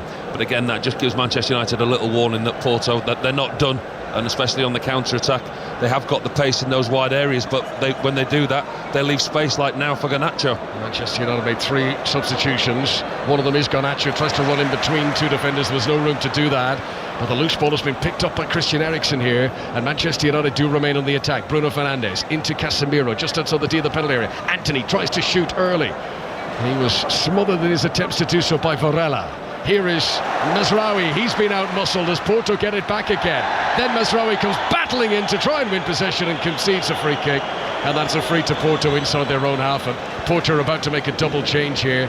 Dennis Gull is going to come on, and also Marco Grujic, a familiar name to Liverpool and Cardiff fans of the past. There's 2 players about to come on for the hosts. Yeah, it'll be interesting to see what he does here. And it's Samu, the striker, who's coming off. Spoke a minute ago about him picking up the injury, and he hasn't been himself since, been hobbling. You listen to the ovation that he's getting here. He's going to take his time getting off the pitch. Yeah, Manchester United won't be sorry to see him go. He's been a menace all night for the Manchester United attack. 2 goals for Samu Omorodion. You can see why they want to wrap him up in cotton wool. Porto are in the middle of a run of 4 home games in a row. They've got Braga here on Sunday. They've got Hoffenheim as the next visitors in the Europa League, and they'll want Samu to be fit for those games. So Dennis Gull comes on. He is a Swedish attacker to take his place. And Fabio Vieira as well, on the season-long loan. The Arsenal player making 3 substitutions. Just wait and see if they do actually change formation. João Mario's going to come off. Grujic coming on in place of him. And a big roar to welcome on Fabio Vieira, who was originally signed by Arsenal from Porto, has struggled for game time under Mikel Arteta. They've seen it as a real capture to be able to bring him back on loan this season, but he has had an injury for the early weeks of the campaign. Fabio Vieira only made his first appearance as a sub at the weekend since returning to the team. And a big roar to welcome him on there here. They feel that they want to see what he can do. So João Mario, Estaquio and Samu, the three who've got off in that triple change there. And Manchester United making another double change of their own, and it's a defensive one. So what's happening here? Harry Maguire and Johnny Evans comes on. This is the strangest substitution. They're chasing a game with 12 minutes to go, yet the manager decides to take off his two centre-halves in De Ligt and Martinez, put Harry Maguire and Johnny Evans on. Unless he's thinking set plays, maybe the height with going forward. But you can't rationale that, surely, can you? Unless there's an injury. It's a completely new look, central defence, as Maguire and Evans trying to do this. I'm trying to think, there was a game recently I was at Old Trafford where he did this and he made that same change. It might have been the Fulham match. Here's Garnacho trying to break into the penalty area. Well stood up. Good challenge to win possession back there by Dennis Gull. And Porto were able to clear the ball away. But yes, Harry Maguire and Johnny Evans on in place of De Ligt and Martinez. Not the most attacking substitutions from a manager with 12 minutes left with his team 3-2 down. And I think further evidence to the point we're making about there only is a plan A. You know, any change is like for like. There's no, well, we'll take him off to bring on a different type of player, a different formation. It's exact like for like. Here's Mazraoui, midway inside Porto territory. Can Manchester United pull this out of the flames tonight? Because it's not going to make good reading tomorrow. Have Manchester United threw away a 2-goal lead to lose 3-2 in the Europa League. If they could get the salvage of a draw, it would put a much better reflection going into the huge game at Villa Park on Sunday. A game you can listen to live here on 5 Live and BBC Sounds. Porto 3, Manchester United 2 for the moment. Ericsson comes forward for Manchester United. Here's Johnny Evans. Out to Garnacho. Level with the edge of the penalty area that Manchester United attack. He's on the left-hand side. He gives it back in field to Harry Maguire. Harry Maguire didn't feature at all against Tottenham on Sunday. Floats out a ball which Dalot, to his credit, has somehow managed to stretch and keep that in play. It was a dreadful pass by Maguire. Here's Garnacho, delivers it in right foot. Bruno Fernandes trying to get there first, and he's fouled the defender. Down he goes. Bruno Fernandes, who's already on a yellow, could be in trouble here. He's gone in, kung fu kick style. To his credit, he's trying to kick the ball into the net, but he kicks the defender inside the penalty area. And Bruno Fernandes, already on a yellow, is on thin ice in Porto. It's going to be a really interesting decision what the referee has to make here. He's got eyes only for the ball, Bruno Fernandes, but there's a potential red card check on VAR now. He's been given it, the referee's done it. The referee's red carded him. He's for a second game in succession, Bruno Fernandes is sent off. His red card against Spurs on Sunday was later rescinded, but this one, kung fu kicking the defender inside the 6-yard box. He claims he's going for the ball. It is still reckless. It is still dangerous. He's off. And Manchester United's attempts to get the late equaliser here are going to be much more difficult with only 10 men. 3-2, the 10 men for Erik ten Hag trail. And he's not happy, Bruno Fernandes. He's going to have to be very, very careful not to get himself in more trouble. You can see what he's doing. There's a cross from the left-hand side. He's gone in high with his foot. It's dangerous. He catches the defender, Perez, on the head. In Bruno Fernandes' defence, he's looking at the ball, but you cannot put your foot that high with force in the penalty box. He's maybe not aware of his surroundings and where the defender is, but you just can't do a physical action like that in the box. And he's not gone off yet, Bruno Fernandes. But listen, it's when you do that, you give the referee no option. Wow. Porto 3, Manchester United 2. Bruno Fernandes sent off. He is trying to play the ball, but studs showing up high. I mean, head height high. If you connect with, you've the responsibility not to kick another person if you put your foot up that high. And I don't think the referee had any other choice. It's not a straight red, remember. That is a yellow card offence. Yeah, it's a second yellow. And now it could get a whole lot worse for Manchester United. Martin Fernandes, one-on-one. Onana makes the save. Another chance here. Fabio Vieira turns onto his left boot. Good block away by Harry Maguire. The 10 men were carved open even easier that time. But Martin Fernandes a bit like Timo Werner at the weekend in the Premier League, wasn't able to beat Onana one-on-one. He's been excellent, Onana, but I tell you what, he's getting plenty of practice, isn't he? He's been brilliant tonight and conceded 3, but he's been excellent again this evening. The clock ticks on, 7.5 minutes to go. Porto hoping for their first win in this competition this season, hoping to continue their 100% home record for the campaign in all competitions. But are Manchester United staring in the face another defeat, another concession of 3 goals? It's happening far too regularly now. And Erik ten Hag's team finishing with 10 men. Once again. Silly from Bruno Fernandes. We said he's looking at the ball, but actually when he does that action with his foot that high with force in the penalty box, he knows he's running the risk and he's been booked.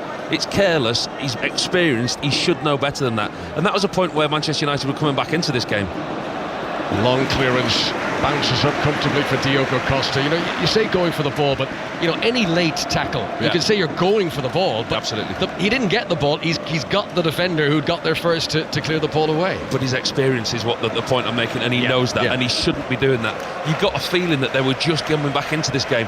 Porto was sitting deep, Manchester United were enjoying possession, and then he does that, and he knows he's been booked, and he runs the risk of getting sent off. As you said in commentary, he's got absolutely no option, the referee. He has to go. Just over 6 minutes of normal time remaining in Porto. The 11 men of the home side will look to get the job done now. What a story this will be for them, having trailed 2-0 early in the night. And Porto have turned it around to lead 3-2 here, and against 10 men. Well, how disappointed they would be if this should slip. All the reaction to this game, by the way, we'll bring it to you later on this evening on 5 Live. You'll hear it on the 5 Live Football Daily in the morning. And as always, you can keep up to date with all events in real time on the BBC Sport website. As Johnny Evans' possession on the halfway line for Manchester United, played from left to right as we look down here in the very foggy Porto, the Estadio de Dragão, this modern monstrosity of a stadium, brilliant venue. And it's been a cracking atmosphere tonight for this 5-goal thriller that's had it all. Huge, massive swing in terms of the advantage in the game. It's had the red card for Bruno Fernandes, his second dismissal in a matter of 2 games. And here Harry Maguire's got to sprint back to get to the ball ahead of Martin Fernandes. And he's looking a bit heavy and leggy here, and he's turning like an ocean liner, and this could be an outstanding own goal, but Onana gets back and make the save. From 35-40 yards out, without looking, Harry Maguire walloped the ball back towards Onana, not realising the keeper's on the edge of the area. And if Onana had not got back, that would have been one of the comedy own goals of all time. Put himself under so much pressure, Harry Maguire, give himself no option whatsoever but to go back to his goalkeeper. But he hadn't realised that his goalkeeper was halfway inside his own half. Here's Garnacho. Can he produce a moment of magic? Manchester United need something special. Off balance as he delivers the cross from the left-hand side, and it sails over everyone and out for a throw into Porto. Left full back position for them. Well, Garnacho's come on, he's done his best, he's tried. Anthony really hasn't offered much on the right. The clock ticks on, we've just over 4 minutes of normal time to go. Well, you would think from Porto's point of view it's job done, but still Manchester United carry a bit of hope when we enter in the last 4 minutes plus injury time, and they've got everybody forward into the Porto half. They need to get Xerxes high up and start putting balls into the box. Martin Fernandes unable to control near the halfway line. He's come on in place of the very impressive Samu. Here's Onana way out of his goal mouth. He's almost over the centre circle, playing a nice accurate ball. What a pass that is out towards Garnacho on the left, but good defending. Dennis Gould, who's done well since coming on for João Mario, wins the ball, and they're looking confident now as they play their way out with a succession of short triangular passes up towards the halfway line, where there's a flick-on header, but Manchester United get it back again. Casemiro, who's taken over the captain's armband since Bruno Fernandes has been sent off. Here's Xerxes, Anthony, Casemiro, back to Xerxes again inside the penalty area, but it's well played. Francisco Moura off Xerxes for what should be a goal kick. Well, is it a goal kick or a throw? It's a throw-in. It's gone out for a throw-in down this near side. If they can pull a goal from anywhere now, Manchester United, that would almost feel like a win, wouldn't it? In this situation, you talk about going into the weekend with a confidence boost. If they could pull out a goal in the small time we've got remaining, that would feel like a win. It felt like a win tonight after 20 minutes when Højlund made it 2-0 to Manchester United. But that is why it will feel even worse if they do go on to lose this game. We'll bring you the reaction from the press conference, what Erik ten Hag is going to say about this. Not over yet, of course. Maguire rolls The ball back to Onana, dressed all in green, away to our left-hand side. 3 minutes of normal time remaining. This isn't knockout football tonight, it's a league system in the Europa League, but the difference here, if Manchester United could avoid defeat for the pressure that would be on their coach. Garnacho, just outside the penalty area, weaving in, off the left wing, on his right boot, hits a really good shot, and Diogo Costa makes one of his best saves of the night. Well, that is the moment of sparkling brilliance of which so regularly Manchester United rely upon. In the main, the open play doesn't cause much damage, but that could have been spectacular. What a save from Diogo Costa. Well, for all he was at fault for Manchester United's first 2 goals, that was a brilliant save by the goalkeeper. Garnacho does so well, cuts inside, and it's not a curler into the top corner. He puts his laces through it. That ball was flying. That's a brilliant save by Costa. 2 minutes to go. Porto fans beginning to feel nervous. They've done so much. They've come from 2-0 down to lead 3-2, but they know they haven't won this yet as the corner comes in. Harry Maguire jumps, can't get a firm touch. Garnacho again. Tries to deliver a low cross, but he's given the ball away. Now a chance for Dennis Gould to run into empty space, and this is where the extra man advantage is very evident. Johnny Evans is sprinting to get back. Dennis Gould takes his time, perhaps realising the smart move is just to hold on to possession. You can hear the warm applause around the stadium. He didn't go gung-ho there. He's held on to possession, and they will try and run the clock down, wait for better options to arrive. Porto, good game management here as they look to turn the screw on Manchester United. Here is Vukic, the former Liverpool player. Back to the centre circle again to Perez. Over to the near side. This is more like it from Porto. Use the extra man advantage. Make Manchester United run out of possession and hold on for this 3-2 lead as we move into the 90th minute of the night in northern Portugal. 3-2 to Porto. That's exactly what a substitute goal does there. He's looking like he's running down a dead end, about to turn over possession to Manchester United. Realises they've got the extra man and just recycles the ball into midfield. Here's Francisco Moura. Good ball in front of the Manchester United penalty area. Fabio Vieira on loan from Arsenal plays it to the right hand side. Disappointing crosses straight at Harry Maguire, but then his clearance in turn is poor. He didn't pick out Garnacho. Porto running out of play for a throw into Manchester United on the far side, and the fourth official is preparing the board to tell us how many minutes are going to be added on here. Manchester United hoping beyond hope that they've got a late equaliser in them. While we wait to see what's going to be added on, we go back to Stamford Bridge. Chelsea against Ghent and John Southall. Ghent have got a second, Chelsea 4, Ghent 2, all too late for them. Gandelman, poor defending, no marking. Gandelman 12 yards out, finish it off. Chelsea 4, Ghent 2. Manchester United win a corner, Anthony attacking down the right hand side. There's going to be 5 minutes added on. This game, which has seen 5 goals scored, has got 5 minutes still to play, and they've all gone forward. Even Onana is up into the Porto half here. He's not quite got into the penalty area, but everyone else is up there. Falls to Mazraoui on the edge of the box. He'll feed it to Garnacho. They keep giving the ball to the boy wonder. Can he produce? His shot is blocked, and out it goes for another corner. Well, any Manchester United player, when they receive possession, they try to give it to Garnacho. They are hoping he can sprinkle a bit of magic to save the day here. And he keeps doing the same thing, keeps coming inside, putting his laces through it from that left-hand side. Porto aren't learning, it's working for Manchester United every time. Keep giving him the ball, let him keep doing it. The Porto flags are bellowing in the breeze again behind the goal more than ever before. They are 4 minutes away from a big win against Manchester United here. Eriksen plays it in, Harry Maguire heads into the net to equalise for 3-3. And from the corner, played in by Christian Eriksen, substitute Harry Maguire has pulled Erik ten Hag out of the flames tonight. What a game this is. 2-0 up, 3-2 down.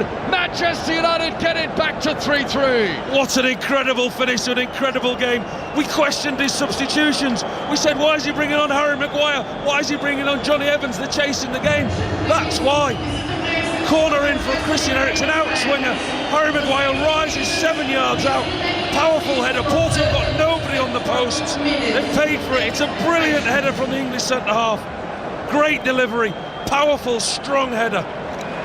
Harry Maguire's first goal of the season is worth its weight in gold to Erik ten Hag. Wow, how did he need that, the coach? 3-3. A quite remarkable game in the Europa League tonight. Well, that shows credit, that shows spirit, that shows a team where a manager hasn't lost the dressing room. That shows a team that are fighting for one another. Yes, they've been outplayed at certain parts, but they've shown a lot of character and a lot of determination. With 10 men, they've pressed, they've got themselves a set play. and it looks now for all the world they're going to walk away with a point. Harry Maguire, who wasn't named in the England squad today by Lee Carsley, but he has just delivered one of his most important moments as a Manchester United player, certainly in the context of the job security of his coach Erik ten Hag, who made no big emotional celebration. He was motionless amid the bedlam on the bench when the goal came in. Onana came running across the field and leapt into the arms of the subs on the bench in celebration of that. That is a huge goal for Manchester United. And having drawn with 20 last week in this competition, is it about to be back-to-back draws to keep them with the pulse in the Europa League? Here is Francesco Moura, left-hand side for Porto. It's a game in which the pendulum has already swung. It may not be over yet. Free kick, though. This time there was a foul on Johnny Evans inside the penalty area. Free kick to Manchester United. Well, that goal changes the narrative, doesn't it? It changes the way that people report on this game. Everyone sat around us has deleted and rewritten the headlines for tomorrow's paper already, because it was all going to be negative. It was another defeat for Ten Hag. It was another 3 goals conceded. Now, actually, it's a team that have fought, they've battled, and with 10 men, they've got a draw. Yeah. Yes, it is enough to shift it towards that there were more positives than negatives. The fact there was free-flowing football for 20 minutes, the fact they took a 2-goal lead, the fact they didn't cave in when it went to 3-2, despite being down to 10 men. It has shown that it's a team playing for the manager that have been willing to get stuck in tonight. But boy, these margins are wafer thin for Erik ten Hag, and he's been put through the ringer every time his team take the field at the moment. Hasn't he just, especially after the performance at the weekend? There were so many questions, and there's so many eyes on him tonight, eyes on the team selection. Listen, there's a lot of things that you can pick out of this game. There's so many faults for Manchester United, the defensive side of things, but actually the character and spirit of those players, you question whether he's lost the dressing room. That's not a team that the manager's lost the dressing room of. No, the 10 men haven't got the draw yet, mind you, but they'll be helped here by Evan Perez, unable to control the ball by the touchline, so that's a Manchester United throw, and surely they'll take their time over this. 40 seconds of the 5 minutes remain. The stoppage time equaliser from Harry Maguire has surely ensure that Manchester United don't lose a game that they looked odds on to do. Perez backpedaling into his own half, rolls back pass to Diogo Costa. He'll return it to Perez. Is there time for one last bit of goalmouth activity in this game? Forward comes Grujic. Always been stolen possession off him by Garnacho. Surely Manchester United can't go win it. Xerxes falls to the ground because he's fouled. Free kick to Manchester United. For a moment there it looked like they were going to get a counter-attacking opportunity. Garnacho's worked so hard off the ball there. He's run the width of the pitch twice to defend for his team. That's it, no time to take the free kick. Wow.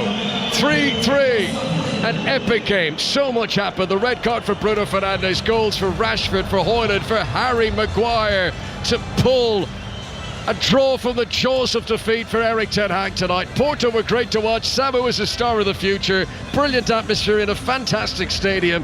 And you can say what you like about the Europa League, but this felt like elite football tonight, watching this. Such drama. That was a brilliant game. We've been treated to a really, really brilliant game of football tonight. Loads of points that you can pick out, both positives and negatives for both sides. But what you can say is there was 2 teams trying to win a football match tonight. There'll be disappointment out there tonight. There'll be players that are delighted with the way that they've played. Onana, for me, the goalkeeper, conceded 3 goals, possibly man of the match. It could have been a lot more. He might have just saved that man who's on our monitor now, Erik ten Hag, his long-term future at Manchester United. They now go into the Aston Villa game at the weekend with a completely different mindset. Well, it doesn't completely drag Manchester United out of their sick bed. The hemorrhaging hasn't completely stopped. They are still on life support, but at least they're hanging in there, having salvaged this 3-3 draw this evening for Erik ten Hag. It is now 4 games, though, without a win in all competitions. Porto do remain unbeaten at home this season in all competitions, and it's going to be intriguing to see how a Manchester United team that have had to battle right into the 95th minute tonight are going to be able to recover in time to take to the field on Sunday for a huge game against a buoyant Aston Villa. And, you know, although this sort of stabilises things for now, Erik ten Hag is not out of trouble yet. Porto 3, Manchester United 3. Yeah, I think you're right. Not by a long shot. Ten Hag is just on the pitch now, walking towards and applauding the Manchester United fans. We've got till 10:30 to react to this and all of the other stories in Europe tonight. There have been some really good ones. Our main focus is going to be on what we've just witnessed in Portugal. Let's just start here, Paul. What a brilliant game that was. Wasn't it just absolutely incredible? What a listen. I mean, we've been fortunate to be inside this incredible stadium tonight, but we've seen two teams go at it tonight. Both sets of players are out on the pitch congratulating each other, high-fiving each other. There was so much good in that game. It was a brilliant watch, a privilege to be here. And just the bonkers nature of Manchester United, that they were at their worst when leading 2-0 with 11 men, and at their best when trailing with 10. Yeah, again, I mean, it happened at the weekend again, didn't it? When they probably arguably played better when Bruno Fernandes got sent off at the weekend. They did. He's done it. Yeah, you're right. So that's literally in the space of 3 or 4 days, exactly the same. But something like that was needed to galvanise the spirit and to galvanise this team back into action. Garnacho was excellent when he came on at half-time. Marcus Rashford was good in the first half. Garnacho equally as good in the second half, but working backwards as well as forwards. But Onana deserves special mention tonight. The saves that he has made has ensured that Manchester United didn't lose this game. And it's also ensured, for what it's worth, I like doing the league tables just because they're so strange, almost as strange as Manchester United in general at the minute.